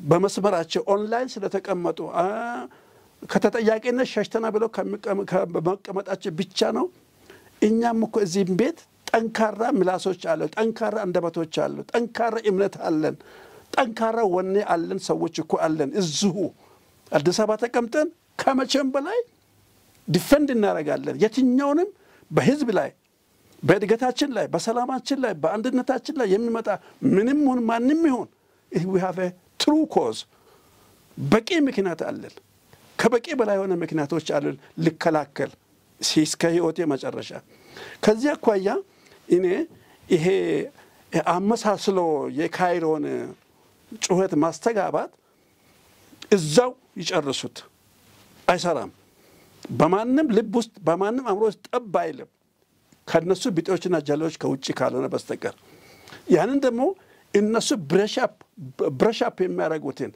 ብሬንስቶርም እንደሚያደርጉት ሁሉ እኔ ደግሞ የባስኮኘ ብሬን ወሽ አደርጋለሁ በፋክትና በምክንያታዊነት እነሱ በፕሮፓጋንዳና ባስመስሎ ነው ሌላም ጊዜ እላለሁ ይሄ ጩኸታቸው እኮ የቁራ ጩኸት ብቻም አይደለም አዛኝ ቅቤ አንጓች አይደለም የሚባለው አዎ መልካም ነገር ያጎረሱ መርዝ ነው የሚያጎርሱት ስለዚህ እነዚህን ትርክምርኪ አስተሳሰቦችን ለሰዎችን አይደለም ትርክምርኪ አስተሳሰቦች ናቸው ተጠራርገው ተሰብስበው መቃጠል አለባቸው የመጨረሻ ብዬ ነበር ግን በአጭር እንዲመልሱኝ በቀደም ታምናየሁኝ ለሮማው ሊቀ ጳጳስ ጠቅላይ ሚኒስትሩ ተገናኝተው የነበረ ጊዜ ቡና እና ማር ይዘው ነበር አቀመጡ ሽልማታው ሰጥቷቸው እስኪ ይሄንን ነገር በዲፕሎማሲ እንዴት ነው የሚፈታው ይገርማል ይሄ ነው ሳይንሱ ዝም ብሎ እኮ አይደለም ሰዎች እንደው ሌላ ነገር አቅሎ ሊቀመጥ እንዴት መሪ እንዴት እንዲያረጋል ስንት ሰው መወክል መሪ አቅሎ ያዩታል this is it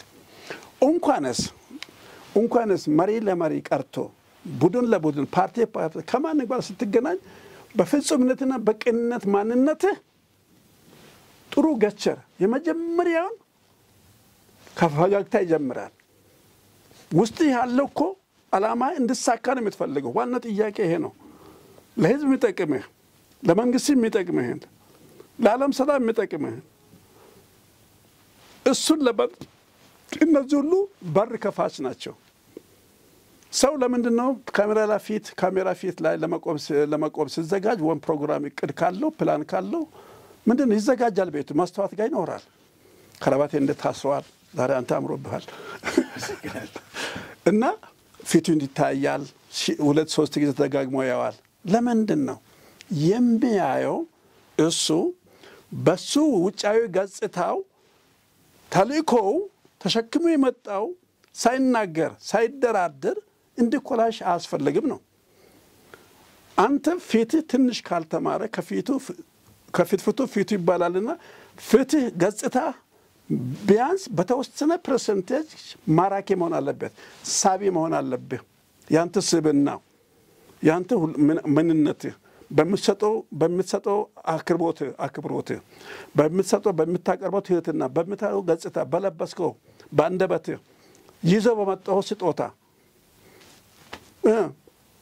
ከዚያ አኳያ አላማህንና ጉዳይን ለማስፈጸም በርከፋች ነው በተወሰነ ደረጃ ብቻውን ወሳኝ አይደለም ግን በርከፋች ነው ሳቢ ትሆናለህ አትራክቲቭ ትሆናለህ ሚሽንን ትፈጽማለህ ቀስ ይያልክ ከዚያ አኳያ እሳቸው አሁን ከዚህ ምን አልባት ትልቅ ነገር ቢሸልሙ አሁን አንድ ጊዜ አፍሪካ 15 ሚሊዮን ነው ለደቡብ ሱዳን ስጦታ ተሰጣ ሲባል ተንጫጫ ህዝቡ አው ከዳ ሀገር እንደዚህ ሆነ ሰጥ አው ልክ ነው ካልሰጣ አታገኝም ያ ቦታ ደግሞ መታጠር አለበት በጥቅም ሰጥቶ በበቀለ አሁን እነዚህ ሌላውን ጠላት ሁሉ ሊቆጣጠር መውጫ መግቢያ አዎ ፍጹም የሆነ ንጹህ የሆነ ጠቅላይ ሚኒስትሩ የሰጡት ቡናና ማር ይሄ ጉድ ገስቸር ነው አንደኛ አክብሮት ነው ማር ተፈላጊነት አለው ቡና ለነገሩ ባዶጄን ሰው ቤት ሄጄ አልጠይቅም እንላለን አይደል እንደዚህ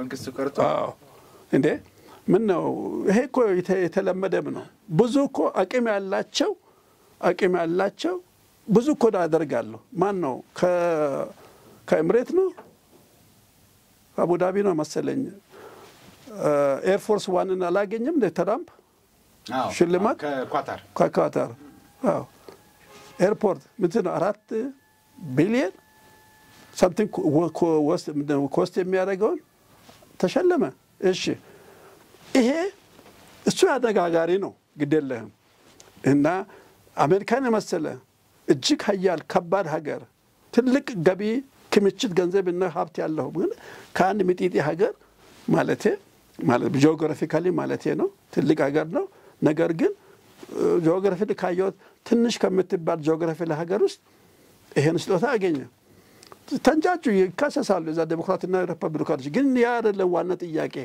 እኔ እሱ ዳላልኩ ቀልብ ማግኘት የአሜሪካን ቀልብ ማግኘት ስለዚህ ሀገሩ ይሄ ነው የዲፕሎማሲ ደረቅ ፖለቲካ ደግሞ አታካሄድም ደረቅ ፖለቲካ አይሰራም ብዙ ጊዜ ደረቅ ፖለቲካ በራሱ ትንሿ ጦርነት ነው የሚባለው ደረቅ ፖለቲካ it is የመናናቅን ጅማሮ ይሆናል it is a seed ደረቅ ፖለቲካ ወዘለለው ፖለቲካ አይሰራም ግብን አይመታም ወዛለው ጥበብ ያለው ማስተዋል ያለው ገስቸርህን ከፍታይን ማይነትን ዝቅ የሚያደርግ ሀገር የሚያስከብር ስጦታ የሚያስከብር ስጦታ ከሰጠው ላይቀር ተናገር አይደለም እነዚህ ነገሮች መስጠት የተለመደበት ለዓላማ መሳካትና የመጀመሪያ ገጽታህን አትሊስት ፍሬንድሺፕህን ወዳጅነትህን በር ይከፍታል እንጂ አይዘጋብህም ነው ይሻልኳል ስለዚህ የጠቅላይ ሚኒስትራችን አካሄድ በእውነት በጣም ጥበባዊ ሰለሞናዊ ጥበብ እንዳለ አስባለሁ ውጤታማ ነው ለሚያደርጉት ጉዞ አካታችም ነው መመለከታቸውን ባለስልጣኖች ይዘው የሚሄዱት ግለሰቦችን ኃላፊዎችን ይዘው ይሄዳሉ ትምህርት ይቀስማሉ ወጣቶች በተለይም ይዟቸውን የሚሄዱት ብቻቸውን አይደለም ለሚመለከታቸው ሰዎች ሁሉ ይያዙ ነው የሚሄዱት ትምህርት ቤት ነው ያረጋዋሉት ዲፕሎማሲ ብቻውን አየ ክላስ ገብተህ የምትማር አይደለም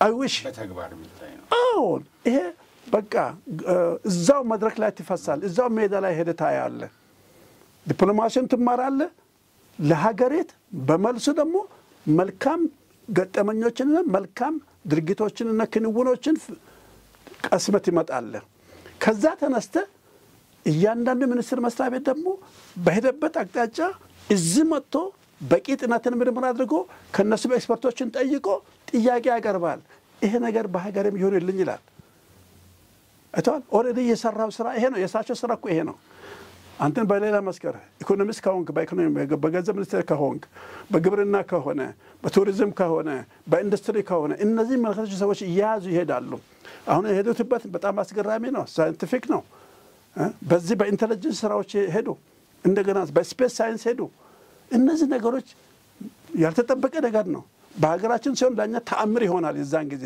ይሆነም ነው ብዙ ነገሮች ያያየን ነው ስለዚህ ይህ ሊበረታታም ብቻ አይደለም ካሁኑ ሊወደስና ሊመሰገንበት ይገባል ሊቀጥሉ ሊያስቀጥሉ ይገባል ወጣትም ሆነ አንጋፋ ምሁራኖች በዚህ ላይ አሻራቸውን እያኖሩ ሊበረታቱና ሊነቃቁ ይገባል ሀገር ይሄንን የምትለወጠው ባጠረ ጊዜ ውስጥ እንጂ እንደው ዝም ብለህ የሽርሽር የጊዜ ማጥፊያ የገንዘብ ማባከኛ አድርገው ሰዎች ሲወስዱ ይሄ ንቀን የምናልፈው አይደለም የኛ መስመር ይበልጣል መንግስታችን ሐሳብ ይበልጣል እሱ ቀዳሚ ነው እሱ ስራ ላይ ያዋለ ነው እየተተገበረ ነው በአይናችን እያየን ነው በአምራችን እያስተዋወን ነው እየተጠቀምነው እየተገለገልንበት ነው ይሄንን ከኑሮ ውድነት ጋር ማገናኘት ከኑሮ ውድነት ጋር በቃ ማደበላለቅ ይሄን ለመሳሪያ እንደ መሳሪያ መጠቀም ይሄን ከሰባዊ ከጤናማ አምሮ አልፈልግም ኑሮ ውድነት አነሳው እንጂ ባጭሩ እኔ ሁሉም ቤት ያለ ችግር ነው ችግሩ ግን የሚፈታው አሁን ባለ ደቂቃ አይደለም በእነዚህ ደምረ እነዚህ ዶቶች እነዚህ ነጠብጣቦችን አገናኝተን ዛሬ አገናኝተን ነገ ላይ አንድ ቦታ ስንደርስ ሀብታሞች ነን ባለጸጎች እንሆናለን ነው የሳቸውም ተልእኮ እኔም ማመንበት ይሄን ነው አመሰግናለሁ ዶክተር ተሻለ ሰብሮ በልካም አጋጣሚው ተጠቅመን ወደፊት መሄድ ነው እንጂ ወደ ኋላ መጎተት ለማንም አይጠቅምም በርግጥ ዛሬ ተነጋገርነው ቆየነው በዲፕሎማሲያችን ጉዳይ ላይ ነው በጣም እግዚአብሔር ክብርልኝ ጥሪን ተቀብለው ስለመጡ ከልብ አመሰግናለሁ በድጋሚ ዮብያ አንተም ተባረክ እግዚአብሔር ይስጥልኝ እንግዲህ በርታ ፈጣሪ በሙያና ሙያተኞችን ሁሉ ከፍ አድርጋችሁ በሌላ እስከምንገናኝ አመሰግናለሁ የተወደዳችሁ ተመልካቾቻችን እስካሁን ስትከታተሉት የነበረው የፌርማታ እንግዳ መርሃ ግብራችንን ነው በቀደም ሲል እንደተከታተላችሁት ባለፈው የ34ኛ ዓመቱን የኤርትራን ነጻነት በዓል ምክንያት በማድረግ የኤርትራ ፕሬዝዳንት አቶ ኢሳያስ አፈወርቂ አደባባይ ላይ ወጥተው የተናገሯቸውን ግን ምናልባት በታሪክ የሚሰነድ ስለሆነ እኛ በዚህ ፕሮግራም ላይ ቃላቶቹን አንስተን መድገሙን ሳንፈልግ ንግግራቸው ግን ከዲፕሎማሲው ሀዲድ ያፈነገጠ ነበርና ስለ ዲፕሎማሲያቸው አነሳን ከዛም አሁን ትላንትና አልፈልግህም ሲባባሉ የነበሩትና እንደውም ከጎን ሆኖ ወጋኝ መሬቴን ወረረብኝ ግዛቴን አልወጣም ማለኝ ከግዛቴ ሲሉት የነበሩት ህዋቶች ዛሬ ቀይ ምንጣፍ ተነጥፎላቸው ኮምፒውተር ፒያሳ ያገቡ ይወጡ እየዘነጡ ነው እንደው የነሱ ግንኙነት ምን ይመስላል የሚለውን አነሳን የተደበቀ ነገር በተወሰኑ ሰዎች ግለሰብ አይምሮ ውስጥ ብቻ ታጭቆ የነበረ ሚስጥር የመኖሩ ነጥብ አነሳን እንዲህ ያልን የአገራችን ምን መልስ መስጠት አለባት የለባትም ወይ የሚለውንም ለፕሬዝዳንት ኢሳያስ ንግግር ይሄንንም አነሳን ጥሩ ሐሳብ ተንሸራሽሯል ትምህርትም የሚሆን ዕውቀትም የሚሆን ያገኛችሁ ይመስለኛል በግሌ በሚቀጥለው የፌርማታ እንግዳ ከሌላ እንግዳ ጋር በሌላ ርዕሰ ጉዳይ እንደማገኛችሁ ተስፋ አደርጋለሁ እስከዛው ድረስ ጤና ይስጥልኝ